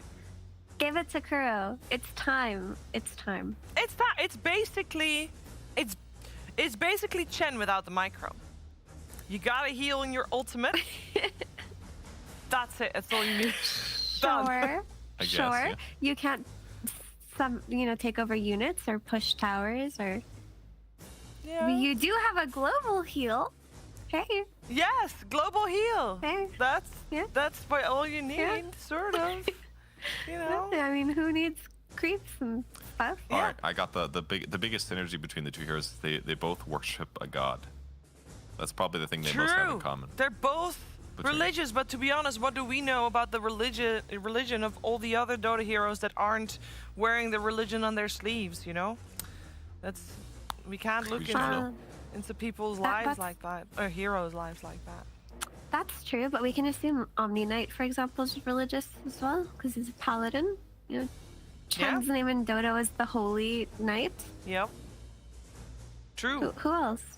Everyone else. Well, to be honest, Zeus and Mars keep talking about themselves like they are gods, so you know, there's that. That's true. That's I bet a lot of the evil characters worship stuff too. Yeah. Some like evil creatures. That's I don't know enough about lore. I'm the wrong person. Yeah, Warlock actually probably also worships a god. A demon? A demon somewhere, yeah. Maybe his own demon that he has as a pet. Could be. You know which hero we were missing previous draft, by the way, which I hope that we're gonna see make an appearance? It's Marcy. It's been 1 week since Marcy was in Captain's mode, and everybody has different opinions about her. We hear a lot of stories of people that like to see her, like to play her, and we hear also that some people is like, overrated, not winning that many games, and we have it ignored so far this series, and it looks like it's Dawnbreaker actually that 11Monkeyz is going to remove from the pool, as we do have a draft in front of us. It's 11Monkeyz first pick, and Dire, well, Nigma Galaxy is Radiant and first pick. Let's see where they go with this one. the all-hero challenge is not going to be completed today. 11Monkeyz. Hey, they unless there's a saw game their... 3. 10 seconds remaining. Ooh, you're right. I underestimated them. I'm so sorry, Shiver. But I think they saw their entry point to mental warfare and they took it. I respect that. True. I think the Tusk is a pretty safe opener for them. I mean, they played it fine last game. I was surprised to see them buy the shard actually, because I've felt a little inadequate when I use it myself. I felt like I threw my money away a bit, but I think they use it quite well in those high ground moments where they were trapping heroes in, making it a little bit harder for Nigma Galaxy to engage fights. That plus Cogs gave them pretty good area control, and adding a little bit more damage to it was kind of nice too. It's probably part of the reason that he was able to get as close as he did to the Dawnbreaker with damage done. Yeah, I mean, shards on Tusker, we were talking about this earlier, Kev, but like, it's something that you buy when you're kind of on the back foot and the enemy team is pushing high ground, because you do get value out of it during high ground sieges, but like overall it's not that great. But there have been a lot of moments in like my Tusker games where we're just losing, so I take all the ice shard talents and then I just get a shard. I'm like, all right, wish me luck. So you do your best, but I think if you're in an even game, that's not really an item you go for until way later, or like you get a happier roast drop or something. It seems like they're having such a good time on Nigma Galaxy, actually. Yeah. Just like pounding the table because they pick Snapfire. Like, okay. Hey, I'm glad you're having a great time. Wait, who pounded the table?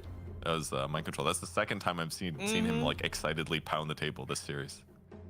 Wait, not like so in a negative way. He was kind of like a tap with both hands, you know, kind of like I see. you know, like down beyond Donkey Kong, kind of like that. So can we conclude from the the aggressive tapping of the table, the Snapfire could potentially be flexed to the offlane role from the aggressive tap, like That could be it.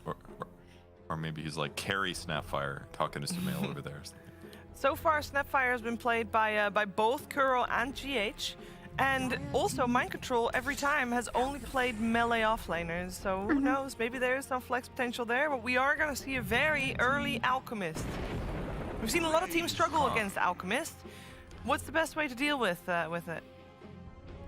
Well, Shiver, the answer is just to get more kills, obviously. No, I'm just kidding. I mean, I'm surprised to see it picked in the first phase. You can deal with it if you have like a really strong lane, but almost every time we've seen Alch lately, it's picked like last or like at the end of the second phase. That way your opponents have less opportunities. Like you just gave them a whole ass draft to be like, all right, try to beat our Alchemist. I think Nigma has done this because they're just confident, but strategically it's a bit dangerous. Here's a hero that could beat in lane a bit. Razor's not bad, steals damage, get his denies when he acid sprays. Yeah, sure, he can fight back a little bit of stun, but I don't know, see if they can deal with it. This is going to be a really nice data point to figure out how to beat Alch. Exactly, I like that you said data point, because Alchemist has gone up so much in popularity right now. A lot of teams are experimenting with it, but if you're in a position where you have like a game to spare that you could potentially lose, for example, or you just want to learn about a hero that has risen to popularity, you just first phase it and then you identify its weaknesses better, and it just gives you a better sense of a hero that's kind of been dormant in the competitive scene for a year now. So I like what they're doing here, just in terms of like establishing like a certain like strategy around this Alchemist, because we've seen it played mid before by Sumail for Nigma Galaxy, but it doesn't potentially have to be, right? And this Razor, the static link versus Alchemist is super annoying, especially if you like throw this Razor mid versus a mid Alchemist. So I wouldn't be surprised if they actually tried to play it on the safe lane, but knowing Nigma, I wouldn't be surprised if they just give it to Sumail again anyway, and just like let him do his thing. See what he figures out of it. I feel like safe lane Alchemist is almost always where I see it lately, but you could do mid certainly if you aren't it's that what they did. Matchup. It's what they did last time. That's why I bring it up. Sumail played it mid. Yeah. So yeah, it's been 4 Monkey Kings on the safe lane for Enigma so far, and 1 mid Alchemist for Sumail. I see. Huh. But I mean, if the matchup's good, it seems fine mid, but I just worry that against the Razor, he'd get bullied. Yeah, that's what I was saying. So Razor versus Alchemist kind of sucks, so I wouldn't be surprised if they finally played safe lane. But there is synergy between Snap and Alchemist, right? The minus armor and the acid spray with the little shredder, like there's some good Roche potential here. But between the Tusk tag team and Razor's damage output, if these two heroes get on top of Alchemist early game, there's just so much damage. Like a Razor static linking with like right clicking this Alchemist with the tag team, he's gonna blow up even with his ult on. even without a spirit vessel, like the nice thing about Tusk is he's always just been able to burst these heroes that have high sustain in fights. Like we've seen him picked versus Death Prophet a lot in the past, just because he would get on top of her, turn on the tag team, and the team would just kill her before her siphons do much healing. Yeah, Tusk does seem pretty effective, and even if you can just do snowball snaves, when Elk eventually gets to the point where he's like blink stunning your allies, that could also be really impactful as well. So I think 11Monkeyz is set up pretty decently to cover against him. But in the same vein, Snapfire against Tusk is great too, because if Elk does get gone on and charged in, you can definitely still cookie him out and give him some separation. Not to mention that Snapfire also undermines the Razor a bit. So they will pick the Marcy. There's another way to throw around their Alchemist and keep them alive. Let's go. Yeah. Also, another objective taker, kind of, in Marcy, like the sidekick is going to be really helpful for just like pushing, for taking Roche again. I like Unleash because the bonus move speed is really nice for Marcy herself. It also makes it so that we've seen people pick things like Jakiro versus Marcy, and she just kind of like goes in, throws someone, dispels herself. So far, the only dispel is the Curse Crown, so it's not going to be that valuable right now, but it's always something to think about when Marcy comes out. Yeah, that can be really good. I really like Marcy with these like physical carry combos too, especially on survivable ones. It just already sets up Alchemist so well. He's got tons of regen. We'll slap more lifesteal on him, give him more damage with his low BAT with his ultimate, and it's a really good way to accelerate the game. I don't remember where we last saw him. Maybe it was an NA game, but Marcy Alchemist there was used quite successfully. Dark Willow, not really played that much right now. Some teams do occasionally pick her, but she's a little bit on the outs. But with the disable she has, as well as Terrorize, that feels to me like it'll be decent to reset the fights against a Marcy or Alchemist that get aggressive. So that part seems kind of good. So I do like a lot of the counterplay that 11Monkeyz is playing with. Dark Willow is not a great hero, to be frank. Like, she just doesn't feel that good, but she always does feel good if she can like layer her spells on top of something else. Like if there's some kind of stun that starts and she can actually follow up with a Terrorize and just hit her spells, she does so much damage, right? But this puck came out for Nigma, so we know that's not a mid Alchemist this time around. We're gonna see Miracle play a new hero, cool. Or we could even see an MC like offlane Alchemist, you never know. Yeah, you can be for sure. But yeah, this male puck's coming out, and there's not really a means to catch this puck right now up until Tusk gets his like blink dagger and potentially surprises him with like a walrus punch or something. There's no instant stun. 5 seconds remaining. Yeah, it has to maybe be blink. Terrorize from Fog or something. Yeah, or Pango blink 2, roll Thunder, blink on him, land Terrorize. It's not going to be easy to layer the disables. The puck pick was really good. Plus the AoE damage against Dark Willow's great. You can nail her no matter what. And then silencing Tusk, Pango, excellent stuff. Dream Coil's really good. That was a really good puck pick.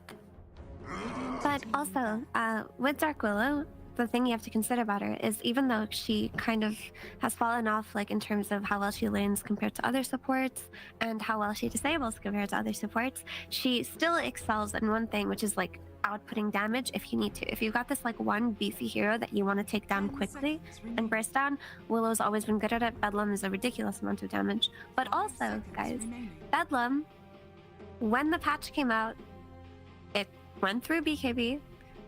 They rolled back some of the changes that they didn't mean to do, but guess what still goes through BKB? Bedlam. But it also still says does? it no in the ability description it does say pierces spell immunity, so it sounds And like then it's intended, and it was just one of those buffs that they didn't mention. But they had that mini patch where they rolled back all the changes that weren't on the logs, like in Dota. True. And then they didn't change Willow. So Willow still pierces BKB with Bedlam. So like oftentimes versus these carries that are dependent on it, like she can just get on top of them with a blink dagger and just kill them. So I don't think it's going to be that much of an issue though, because I do feel like there is a lot of save for the Alchemist with the cookie and with the Mercy disposed. But yeah, it's something that should be noted for Willow players out there. Yeah, and while she does do a lot of damage, you know, to do the damage she has to be in melee range. I feel like the AoE threat from like Snapfire, Alchemist, Puck is a little bit too spooky for her in my opinion. But in those circumstances where they do catch him by himself, and if his backup isn't there, if it's just like an Alchemist by himself getting gone on by 3 heroes, yeah, then the damage could be really impressive and helpful. Last pick is a Bane though. I like Enfeeble this game. That part's really good. Guys, when was the last time you saw the 2 supports come out in the last game? It's been a while. Yeah, even the last pick 5 is extremely rare. But you kind of have to. Like, it's a pretty decent Bane game. Like, Enfeeble's going to be very good versus Alchemist, but also Fiend's Grip, it's your way to catch Puck. It's your instant stun versus Puck. They didn't really have anything else. We talked about how this issue needs to be addressed. So Bane is one of the better heroes at catching out a Puck. Like, you can definitely get this guy, and the only thing that you have to be worried about, of course, which is a huge thing, which is like Nature's Prophet getting on top of you if you do grip the Puck, getting stunned by Alchemist, getting disposed by Mercy, potentially getting cookied. Like, even though there's something to catch the Puck now, the rest of Puck's team can definitely cancel the grip. So it's still not the best way to do it. And on top of that, he's going to have to lane against Nature's Prophet, which was the last pick. Bane doesn't have AoE, so he's going to have to worry about fighting the treants just to get to NP. If they are, and they're not going to be able to deal with those very well anyways, with Razor being the other guy. So it might be, it kind of counters the Bane and the Razor a little bit, as long as they can keep some separation between the two heroes. Plus the last Snapfire too. So I'd actually really like the lanes for Nigma Galaxy. I think the Puck pick was really solid. I like what the Monkeys were going for with their draft, but I feel like Nigma Galaxy kind of undercut it a little bit with their last 2 picks. I think that the weakest lane on Nigma by far is their safe lane, and they might face a little bit of difficulties there. But overall, their picks look really good. The tempo that the Nature's Prophet is going to pull out is going to be a little bit overwhelming for them. I think it's going to be their entry point into the game while Alchemist farms up. And when it does get to the point where Alchemist is comfortable, it should be smooth sailing for Nigma. All right, we're going to find out how game number 2 is going to play itself out. Looking forward to seeing Puck versus Tusk in the mid lane. And can 11Monkeyz get a win in, or will we have another 2 over Nigma Galaxy? Let's find out with ODPixel and Tigo. Thank you very much, Stephen. Yes, ladies and gentlemen, it's time now for game 2 between 11Monkeyz and Nigma Galaxy. T, what's standing out to you from this? Because we're seeing some fun stuff from 11Monkeyz, and of course it'll be interesting for Nigma Galaxy. This time Miracle playing the Alchemist. Is he going to be able to contest that incredibly high GPN that we saw Sumail able to bang out in the series the other week? Well, I kind of think he is. You think we could see some good? It's a good Alchemist game.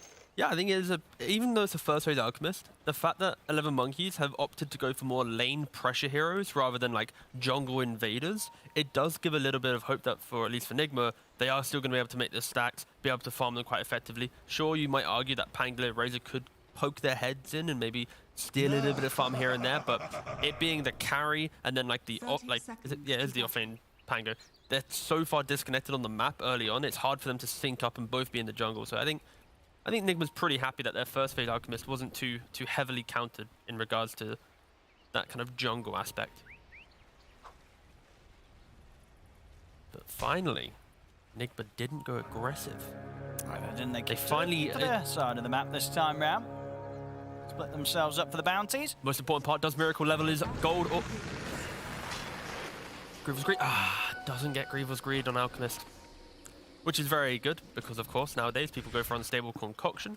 They want to look for the fight, and some might even look at acid spray just to be able to push out that first wave and get level 2 advantage. But rarely do you see this Grievel's Greed level 1. It griefs your lane too much. You're not having an active spell to secure range creeps, to take the fight, enable your support. And looking forward to seeing this, of course. You know, game 1, Stoikov, we saw from his play right at the start. You know, this guy's he's a bit of a wild lad when it comes to those aggressive moves. And game 2, he said, "Give me the mid Tusk." You like this team? See potential for this? I mean, we've seen some mid Tusks absolutely pop off, but this is very much a hero where if his aggression is miscalculated one time, he can't get back out. Right, he's snowballing into the fight. Top lane. Ooh, nice quick kill. Control, first blood. Definitely, it's going to be a bit spooky when you see Mind Control on his Prophet and he gets first blood. You already know, as soon as he got his hands on the hero, it's going to be a hard game. You know, he doesn't mess around when he gets his hands on the Prophet. We'll see again exactly what went down here. Good jump in. Just the slow alone, just the quick, the extra move speed onto the Prophet, the slow onto the Willow. Yeah, super hard to even play this lane. Same pressure here. Like, you see that 11Monkeyz, they put the off lane at the top, they want to put the Razor into the out lane to try and apply some pressure. But I just don't know if this Razor can actually apply too much pressure to this Alchemist, because it's scary how good Alk is at laning. Just when you throw down this acid spray, you have a support that can either bully the other hero or at least clear the wave with you. As long as you have a pull camp. As they hit level 2, GH immediately. Yeah, it's so hard. Looks for the setup there with the cookie and the blast. Mary will try and turn with the brain sap, burn the acid spray. Takes them down. You have to respect how quickly Alchemist can get level 2 in their lane. A top lane as well. And these quick moves, they hit level 2, it's go, go, go from Nigma Galaxy. They get kills straight off the back of it on both side lanes. Whew. This Tusk is like, oh no, guys. How much work I gotta do? Yeah, already not looking like the best lane subs, and it's just not gonna get easier. It's just not gonna get easier. Immediately, every single time, they go for kills here. As soon as those spells are ready to go, Kuro's in with a jump. Dire's top tower is under Side lanes off to a hot start for Nigma Galaxy. This could be a record for most tower damage done at 2 minutes. Actually, no, that's a lie. We've done pre-rune towers before. Maybe in this patch. Remember when they did the low dread anymore though, right? No. Pre-rune towers are invulnerable. I mean, right? Yeah, no. I've never tried to hit a tower pre-rune, I won't lie, mate. I say that as a lad that said, right, guy, well, watch this stop, because mind control could be in trouble here. BNC, and he's running down mind there. We'll get the kill. It's a big kill there, taking out the Prophet there with the 2 of them. I'm pretty sure they're not invulnerable. Do I think they are? Alright, you know what, I'm just going to look at the wiki. I've been in a game with my scrub lads, and I was like, right, guys, we're going to smoke up. We're going to go for a tower as soon as we're in the game. And I think we got there. We started hitting the tier 1, and it didn't take any damage. And we're like, oh, okay. That's the thing. We can't hit it until the... Yeah, okay, until the battle begins. Exactly. I checked the wiki, so yeah, they are. You can't. Because I remember, obviously, there was a phase... We've tried it. We've tried the pre-rune tier 1 tower. It doesn't work. But that was the meta, right? That was the meta. It was like this tier 1... There was a very brief window where everyone would beeline it towards the towers. And honestly, I've just not tried hitting a tier 1 in at least 6 months, so I just wouldn't know. Hey, bottom lane, Nigma Galaxy back to getting kills. Top as well. Kuro's in with the setup onto ZZ. He's trying to run away from these Treants. He'll buy some time here. And the Shadow Realm. And he's got the salve ticking as well. Kuro thinking about jumping maybe. Again, but with that salve, healing him up. He's actually going to be the one in trouble. No, he's got the tree. Oh, his dead body flying through the air there. It's a pretty cool combo, this Marcy plus this Furion, because you're always going to have the Treants to help the Marcy be able to jump off of, spring around. So if you just quickly just M-click or move-click one Treant next to Kuroki the entire time, he's always going to have at least some ability to play around. So I think it's a pretty cool combination. It's why you see like Beastmaster Marcy, same concept, have this little neutral creep running around with you. Back in action, and he's ready to help out in the bottom lane. He's got him. Closes the gap on Mary. Marin, an instant kill there onto the Bane. It feels like the same as last game, right? GH was making these moves from position 4, at least in that off lane, where the off laner gets himself set up. Quickly, you pivot to the other lanes and you start taking the fight a lot quicker. Same thing now, Kuroki. He's playing kind of the 4 role in regards to where he was laning. And within 3-4 minutes of the game, instantly pivots to bottom. And you like this build from Miracle at the Urn Rush. Oh, okay, we've not seen that. But, I mean, a lot of offlaners buy it because it's decent armor and it allows you for these early fights. And I think for Miracle, he's playing an Alchemist, right? This gold investment isn't going to feel like anything in 5-10 minutes time, right? Yeah, and so he wants to fight. He knows he's going to have the charges coming into him. And there isn't like salves from his support, so it's kind of like there's a lot of layers to this Urn, right? It's the additional armor, the fact that he's finding kills with his team. Timos, he's going to get caught out. He's dead. He's absolutely dead here. There's going to be another one for Nigma Galaxy down bottom. It's a pretty 5-head carry item build, but I think only an Alchemist could probably pull this off, though. Because, again, like I mentioned... Because of the speed you get it, and the fact that money... It's nothing to an Alch. Like you see offlaners do it. That's because they naturally want to start with, like, a Ring of Protector or a Sage's Mask. But, yeah, this is a nice little invention we're seeing here. This is a scary lane now. Like, if you're Razor TPing into this... Oh, this tri-lane's going to be... It's a killer tri-lane. Like, look at Kuroki's positioning. If Palatimos ever steps past, like, that the trees, or where the creeps meet, he's dead. It's already kind of risky where he is at the moment if they get the setup. Just got to be careful. Kuroki really buying his time here. Now waiting for Palantimos to come just far enough down the lane. They're going to bring Stoikov over. Gonna try and fight this. Miracle pretty low off to the side. They'll try and cook him to safety. Snowball's gonna be heading his way. Stoichkov closes the gap. He's in with a punch. Miracle gets taken out, but the reaction's there for Sumail. In with a 3-man Dream Coil. They're looking to turn this gank around that 11Monkeyz tried to pull in on the bottom lane. They may have taken out Miracle, but they've lost 2. And with that jump forward, Guru and the pull over there, able to dispose him across his shards. Nigma Galaxy will be able to strike back and come out on top there with Sumail reacting. There's already 15 kills in 6 minutes. Meanwhile, top, Mind Control gets a kill. Well, was probably hit. Yeah, it was hit. 1v2, BNC tries to go aggressive. He just stands and A-clicks. He goes down eventually, but still. Oh, look at that final slap. And making the best out of a bad situation there, Mind Control, considering there's 2 heroes going for him. They played it perfectly. Had the strength treads activated, already used his wand. Nothing else he could do there. And this tower pressure here, 7 minutes in, Mind Control and Miracle, the 2 side lane cores coming over to the mid to put this pressure onto the tier 1 tower. You don't always see this sort of maneuver, but it's going to work out. 7 minutes, the mid tower's taken down. So looking for the setup as well, in with the concoction, straight over towards Palantimos. Get the plasma field off, try and run, but they've taken him down. To the side, they get the catch onto Sumail. He's caught in the root. Pull-up's done. He'll go down here. I mean, Miracle and Mind Control are still looking to get in on this. Treant's here to clear the trees, give the opportunity for Miracle to get that concoction connection. Again, the speed in which they play.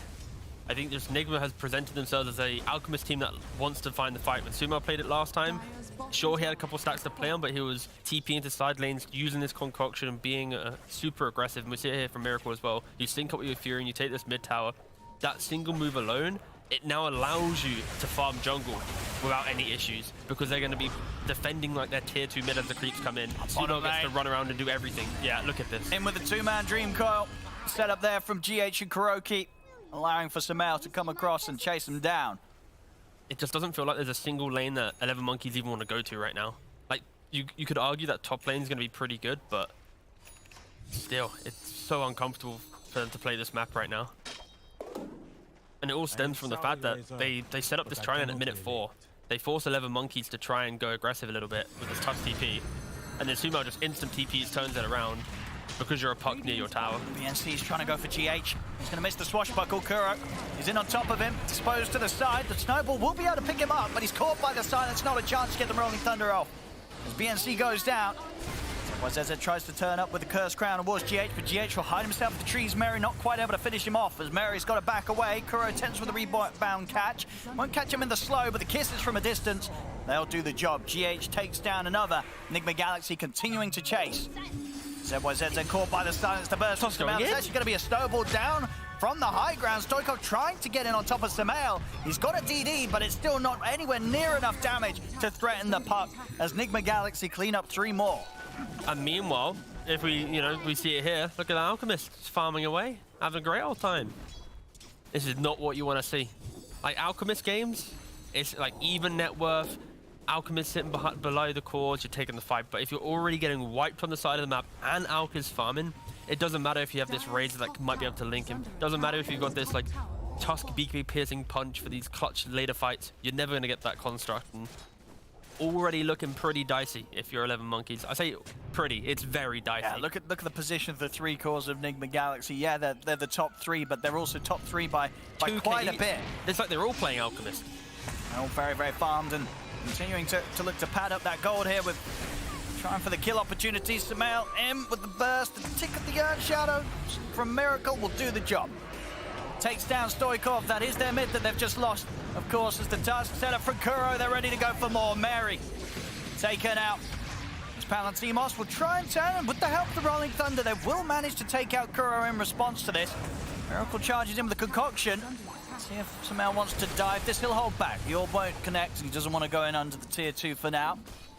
So 11Monkeyz at least able to find something in return, but of course still not nearly enough to get anywhere close to slowing down Nigma Galaxy. Top lane as well, Mind Control getting a lot of space to pressure this tier 2. 10 minutes in, it's already half dead. This game feels absolutely horrendous to play if you're 11Monkeyz. It's death by 1,000 cuts. You show in a lane, Sumail, this Alchemist with an Urns running at you. You've then got top lane quickly getting split pushed at any minute. Like, even if they were to smoke up and find a kill, Furin's going to be on the other side of the map. There's going to be a counterplay from the puck. This is honestly a really difficult game for them to play right now. They need to hope that they get a couple nice pickoffs and maybe even stop the Fury and Radding, but that's a very hard thing to say when you're already 9k down at 11 minutes. And Stokov might find a chance for some setup onto the two supports. GH able to cook it to the side. And get the fear onto Kuro. And doesn't look like they'll actually be able to continue to chase him. They're turning their attention over towards mind control on the top lane. But Nigma Galaxy, they're turning up. Samel from the side. Start off the action, looking towards the Dark Willow. Oh, the grip? Oh, they have got the setup here. And they've got the follow-up damage required. Snowball in, as well as the Curse Crown's done. Samel, he's still alive. He's able to get across, drops the Dream Cost. Samel won't fall for now. BNC's going to try and go straight for him.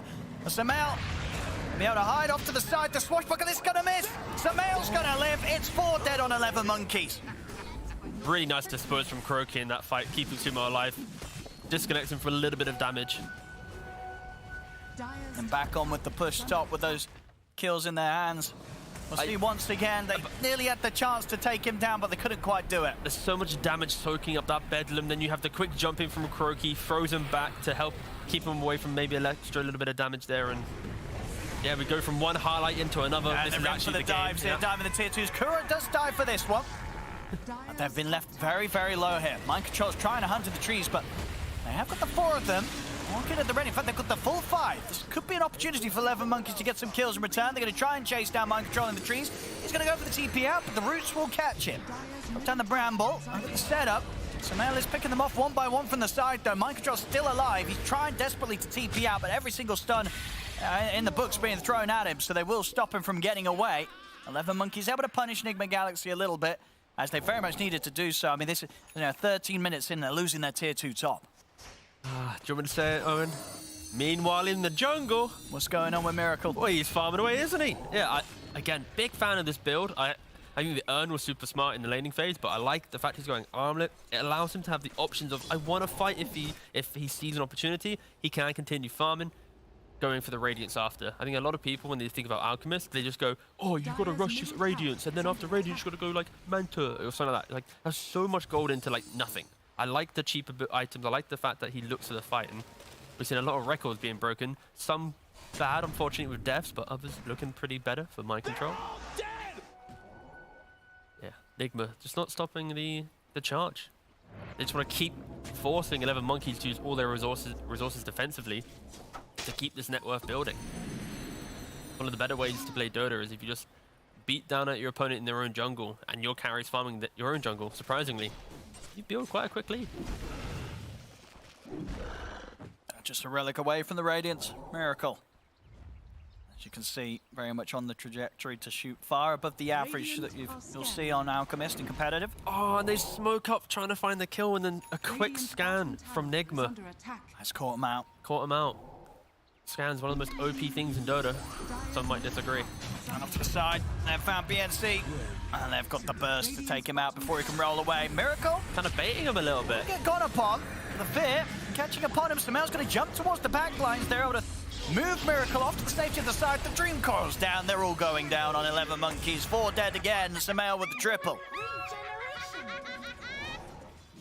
Okay, kind of reminiscent of that game 1, that like Hail Mary smoke from 11Monkeyz. They found the Monkey King game 1, but this time they're running into an Alchemist. He's already got 20-odd armor, got Chemical Rage running with additional regen, plus the armlet. Oh, it's a super difficult kill. And he baited them at the tail end of that smoke just to try and go, hey, you're here, why not fight me anyways? Nigma just responded perfectly. 30 kills here, 15 minutes in from Nigma Galaxy. That's got to be some of the higher kills that you'll see at this timing.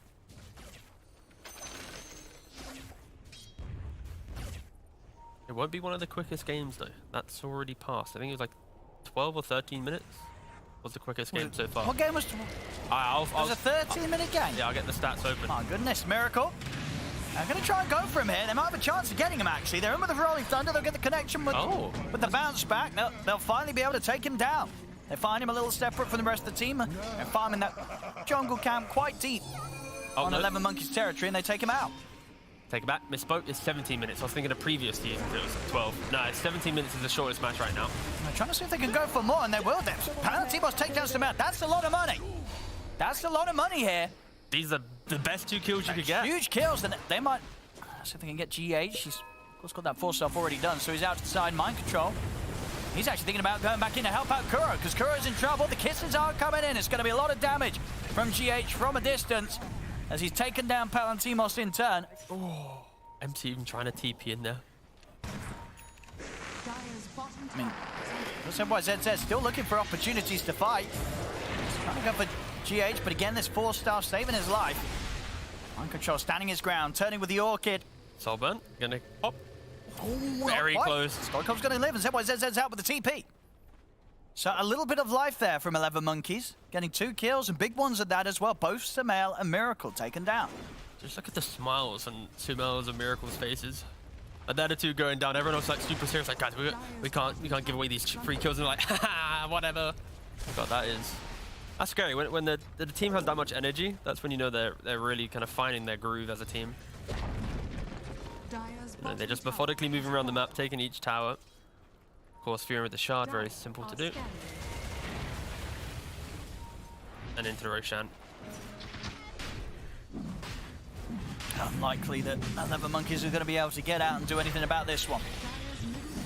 Take it down very speedily here between the acid spray and the treants. Yeah, it's unfortunate for them, just the disparity in items really doesn't reflect for the fight that they need. 11Monkeyz ideally want to take this big defensive fight, but your Pangalier's got a Blink Dagger. Tusk doesn't really have any big ticket item yet. And same for Razor, barely completing the BKB, so they really need to lean on their tier 3s being their savior. A deep fight with fortification, maybe diving a bit too deep. Oh, BNC. Getting a little close there. Just trying to get, of course, all these items online now beneficial for the Swashbuckle. Looking to get that bash into Maelstrom. It's going to take a bit of time, though. And the pressure from Nigma Galaxy is building up. Dire's top tower is under They're looking to go top. Spawn the trees. So click down the tower. Yeah. So what sort of a defense they can pull together here? Already looking to dive for the easy kills. ZZ's taken down there between Sumail and Miracle. Trying their best to slow this down. The disarm from BNC, but that's about it. Nightmare as well. Quite quickly be taken off. As soon as they get anywhere close to Mal, he's ready to jump. He's in with the Dream Coil onto the 2 of them. Jump forward with the concoction. It's going to be BNC and Mary going down. Stoikov will get him with a punch, but he's not got anywhere near enough damage to even take Miracle down the once. As 19 minutes in, this top barracks will be done for. Yeah, I think if you're 11Monkeyz here, you respect the fact that Nigma has got this immense lead. You've just picked up BKB on Razor. Maybe you wait for your team to respawn and go. Oh, they're just going straight away. Yeah, they're looking to dive in. Bear's coming out to the side. Palantimos has got his BKB finished. He's going to turn towards mind control, and they have the damage to take him out before he's able to TP away. Palantimos is going to try and turn for more here with the Iron Storm. Goes over towards Kuro. It's going to be a second kill. So if they can get more here, Mary just charging in, ready for the further catch, and they will have it. The setup onto GH. Miracle might just end up stunning himself. But does, but he catches them as they come out the snowball. The Fear's going to be heading their way, but Miracle toggles the armlet back up. BNC tries to do that final bit of damage to burst through at least the Aegis, but he can't do it. Miracle's able to live, turns back in towards him. Finally, the Aegis is taken out of his hands. They're coming in with a buyback for Stoikov. Sumail, he's diving tier 4s. Has to be a little careful here. He's able to dodge the Curse Crown with a phase shift. Miracle back in the mid, gets over and finishes BNC.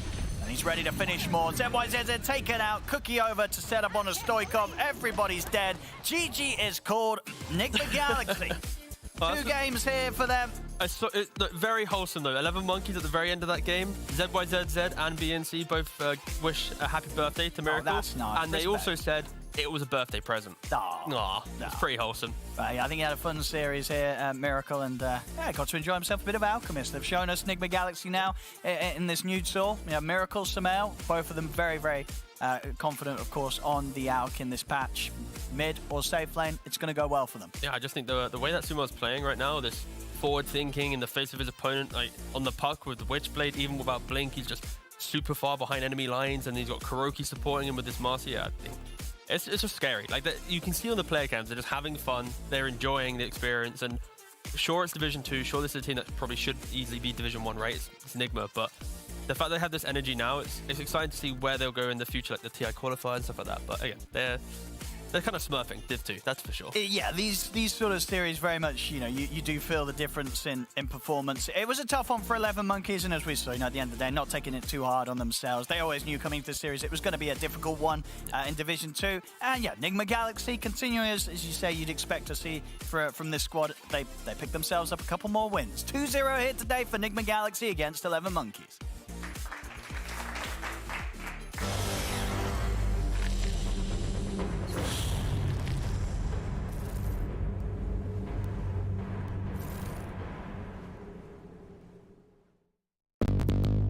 What's your style?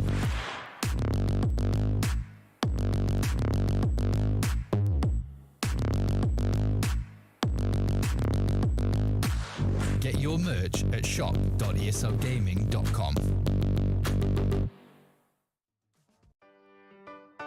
Yeah. La la la la la la. Yeah. Your life hits hard, but I hit right back. I never back down, I keep it on track. It's the same day with no problems.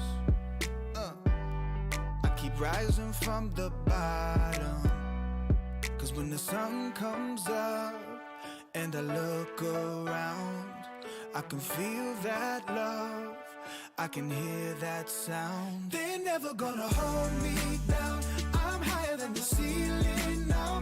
And then I need to worry about, cause I got no problems. I know it's gonna be alright, it's getting better every time.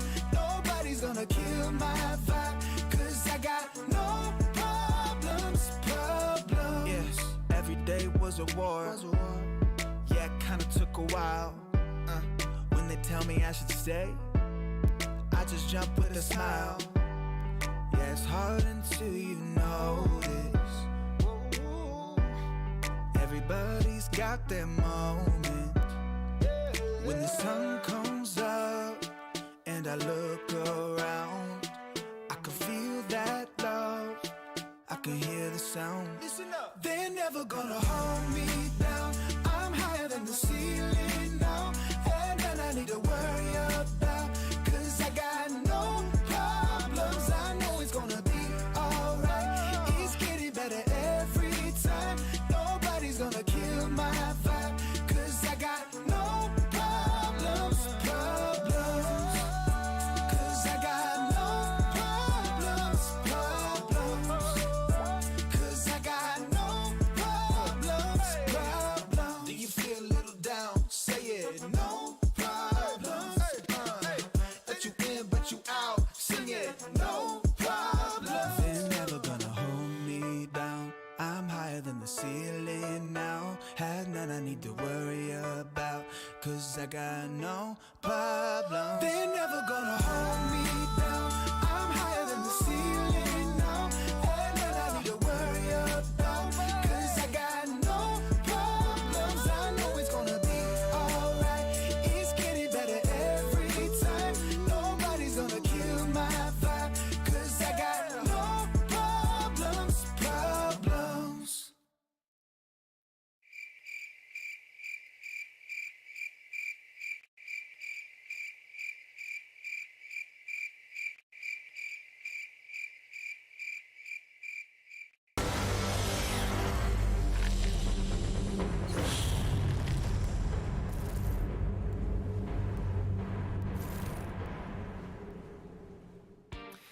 In convincing fashion, Nigma Galaxy take Game 2 and therefore the series here against 11Monkeyz in Division 2 of the Western European DPC League. And to be honest, when they overall last picked Mind Control's famous Nature's Prophet, they already got an Alchemist for Miracle. It's gonna be a rough one. We knew it was gonna be a rough one. It was an extra rough one for this second game. We have a couple more kills coming in for 11Monkeyz, but overall they were never really able to execute their game plan that they had with the heroes that they had, and it was tough. I'm joined by Effie, I'm joined by Purge, and you guys see some smiles from both teams coming out. Effie, what did you make of the second game? Fun. It was a good time. I mean, it was basically a repeat of game one, kind of stompy. Like the laning stage looks relatively okay until everything kind of just crumbles. I enjoyed them try laning for a little bit, not from the beginning. Like they owned their side lanes, but then they brought 3 heroes bottom to the Alchemist, and they played with the Urn. They got some Urn charges. They got some nice kills, and the Nature's Prophet I think played excellently. I'm a little bit upset that the Pango Willow lane for 11Monkeyz didn't really look very good. I think Willow just overall looked like a bad hero to me that game, and I'm still not sold on her like in competitive at the moment. But yeah, just like well played by Nigma. There's really not that much to say. It was so stompy. It's hard. I think the really tough thing for 11Monkeyz that game is like Effie said, they lost that Willow plus Pango lane, and then that allowed Mind Control, who's relatively fine, to just like spawn treants, and like he died a couple times, but he was still getting farm and occasionally trading kills, right? And then they used that early advantage that they got from that lane to just go dumpster the Razor, who was supposed to win his lane. So they basically took out the carry potential on the 11Monkeyz side while also getting an Alchemist ahead. So it's like they triple won there. They like went even in their off lane with Mind Control solo, then they just dumpster the Razor, so there's just no threat to Elk at all. Plus the Urn's really stabilizing his lanes too, so they actually just got absolutely everything they wanted. Yeah, it was.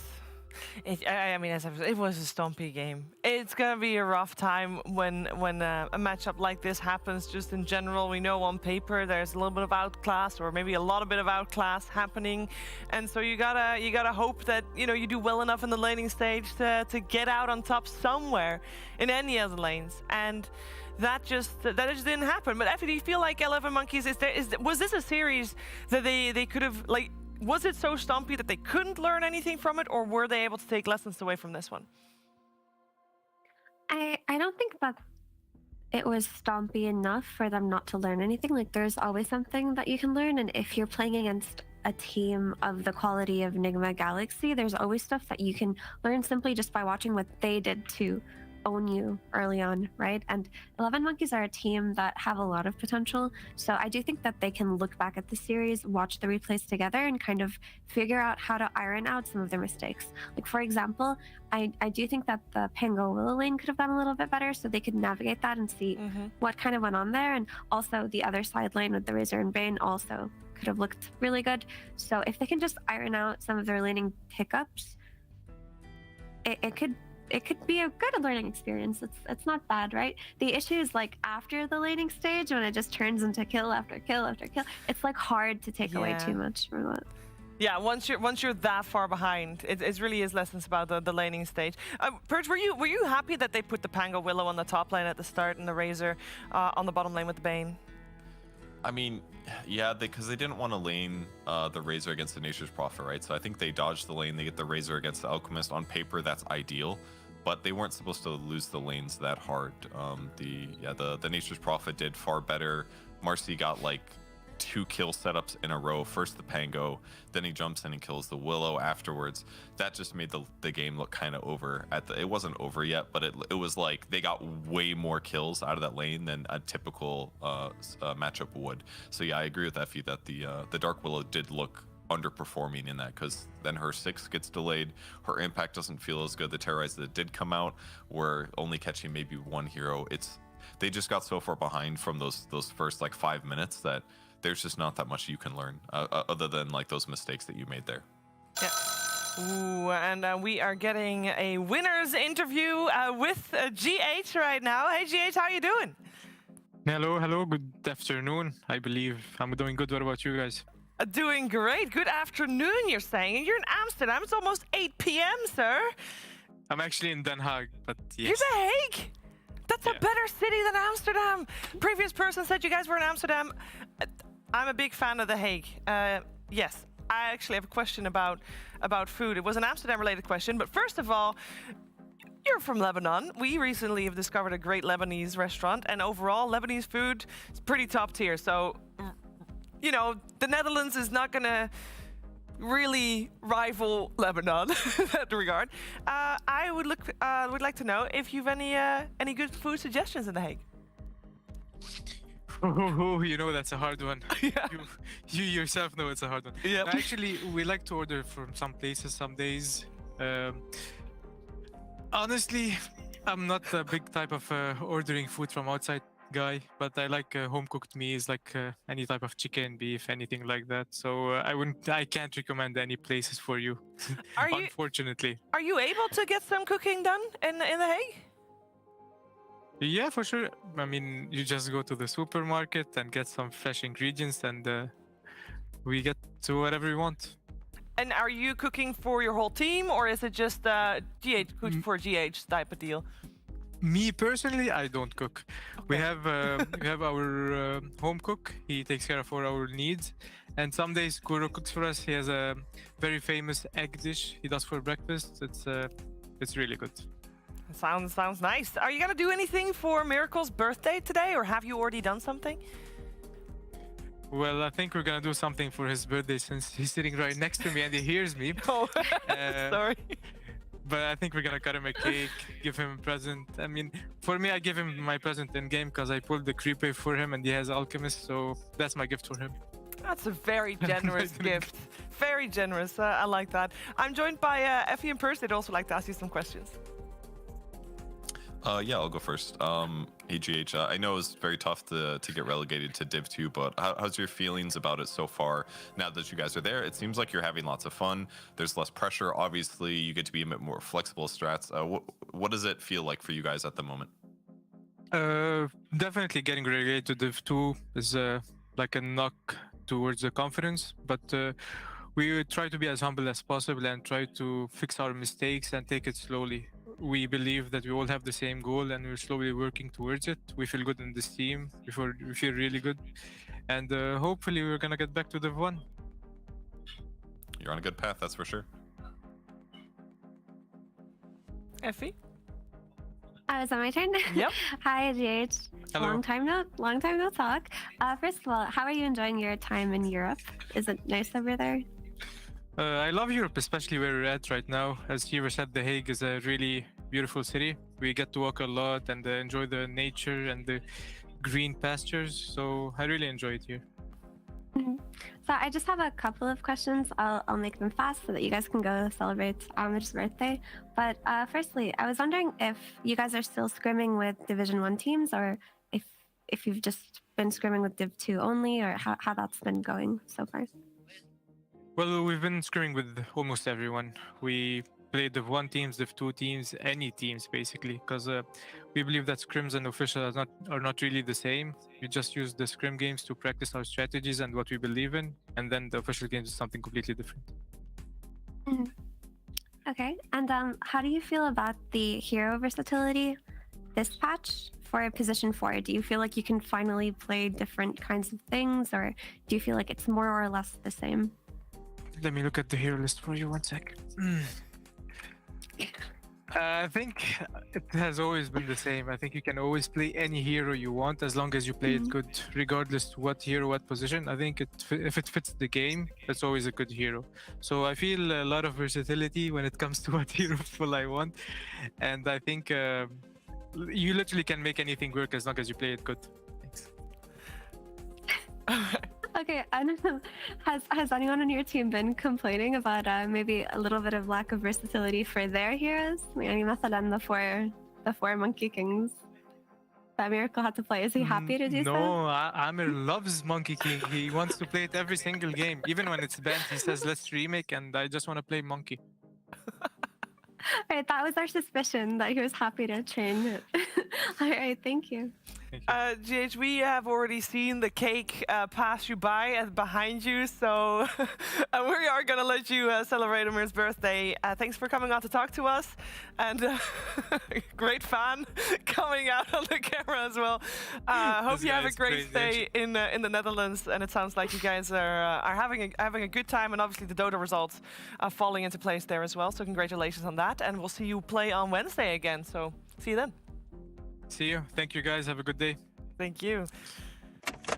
I thought they were in Amsterdam because I think Sumil said it at some point, but it's The Hague. The Hague is Sorry, The Hague is way better than Can you Amsterdam. clarify? First of all, what can I you just clarify? Because Okay. you clearly know what I don't know what all these So words I are. used to live in The Hague, so slight bias there coming out for me. But the difference, Amsterdam is like for people, it's big city, very touristic, very commercial. Like it's just big and not very green. Because when JH's talking about green, The Hague has the green. It has got the picturesque canals and stuff. And yes, Amsterdam has that too. But The Hague is just a little more quiet, a little nicer, just a little better. And it's a lot smaller too, though. So there's that. So it has nearby, more like a it has like a town feel in a city, if you want to call that. Also, it's very close to the beach. That's nice. So that's good too. Yeah. That's really nice. There's all of these. I don't want to hijack the conversation, but there's all of these like cities that you hear about in Europe that you really want to see.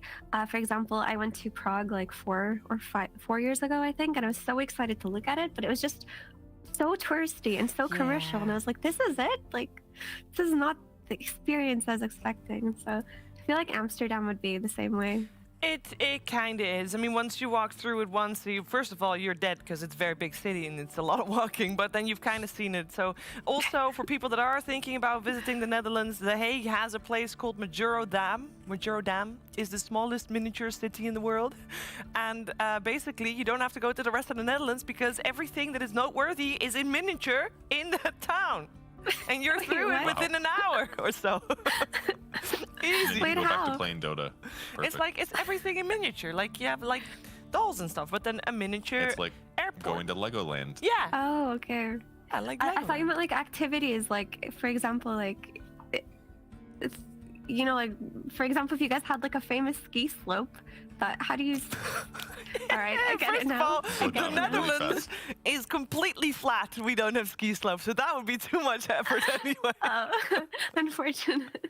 All right, we are detouring this conversation way too much. Let's take a quick look at the standings because we were right. Nigma Galaxy is on the right track of making it to Division 1. They are undefeated, just like Into the Breach. Both teams 3-0. Nigma Galaxy a little bit more impressive than Into the Breach at this point because they have not dropped a single game where Into the Breach did do that. But again, I mean, they are on the right track.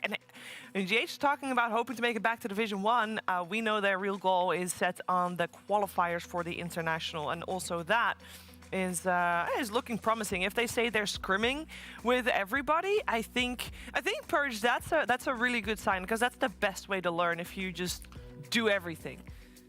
Yeah, I agree. And the big complaint that pro players have about the DPC is that there's not enough matches. So the fact that Nigma Galaxy isn't being complacent, they're playing lots of different teams. They're not necessarily saying, oh, well, we're too good for these Div 2 teams. Sometimes that happens for top teams. They refuse to scrim teams that aren't amazing because they feel like they're giving them strats, number one. And number two, they're going to develop bad habits against weak teams that aren't punishing them as much as they can. So maybe that would be a downside to scrimming lots of teams. But I feel like if you're in Div 2 and Nigma Galaxy's been struggling a bit and they have a slightly new roster, play a lot of matches. That's only going to help as a whole. So that's definitely a good sign for them. Absolutely. We can also take a look at the schedule because it's Monday. No schedule yet, but it is Monday still. And Monday is a day where there's only one series. And that's already over because it was a quick 2-0. As said, Nigma Galaxy is playing again on the Wednesday. In case you want to mark that in your calendars, they're going to play up against Brame. It is starting at 6 p.m. So same time as the series today started, actually. Overall, any final thoughts on this series that we watched, Effie? Well, Nigma are owning. I hope they can continue to own because I think all their fans miss seeing them in Division 1 and seeing them in top form. So, you know, it was fun to see. I didn't get the chance to work any Nigma games because I've mostly been doing NA. So it was a good time to see it in purpose, but I would like to see something more competitive out of their next series. So I don't know who they're playing next. Brame. It was Brame. Oh, that's gonna be okay. Yeah. Sorry, I completely zoned out. Sorry, but that should be pretty good actually. So I'm looking forward to that one. Yeah, it definitely is going to be the toughest opponent that Nigma Galaxy has faced thus far. Schedule is now ready for you. Tomorrow is 3 series of Western European Dota coming your way. We're going to kick things off in Division 2. And yes, that is GGG versus Team Ball Reborn, otherwise known as former Chillax versus Team Ball Reborn. That should be a spicy one. Then we're going to go to Division 1. And speaking of spiciness, we got Tundra taking on Team Secret, which is good. It should be a good series. I'm looking at the bottom series right there. Alliance versus Team Liquid. Both teams not looked their best this tour so far, so that is going to be a very interesting one. And yeah, all of that happening tomorrow. I knew you were going to tune in anyway, but now you have more reason to tune in tomorrow for more Dream League Dota. Thank you, Effie. Thank you, Purge, for joining me on this remote panel, and thank you for humoring me with the Axe and the Earth Spirit. I have asked for sock puppets next. We'll see how that plays out. But it's been thank you. It's been a good day, and I'm sure that we will have many more good days, tomorrow included. So we'll see you then for more Dream League Season 18, powered by Intel.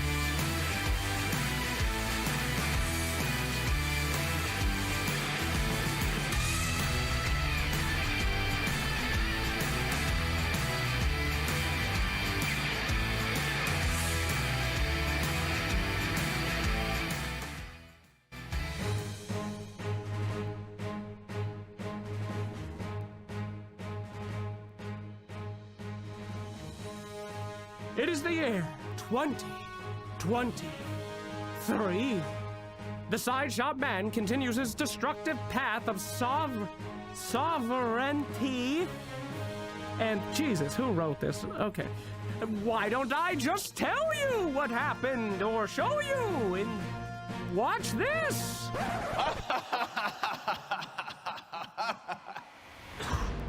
The side shop man has won by uniting the 3 tribes of Dota 2 evil, account buyers, Smurfs, and Huskar players.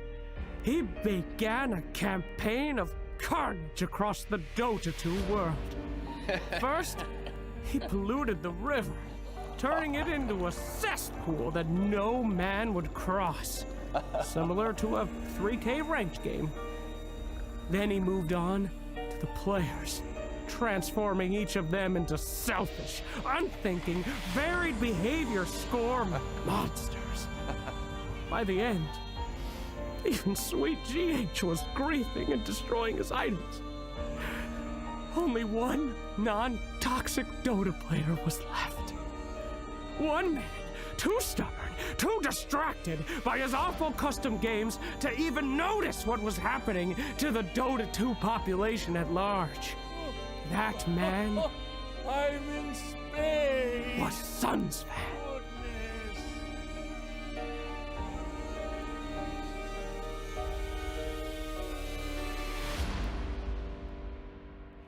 It is here, at the last of the DHL orbital platforms, that you will develop the skills necessary to go back in time and defeat the Side Shot Man, becoming the last great hero of Dota 2. Suns fan, are you ready? Where am I?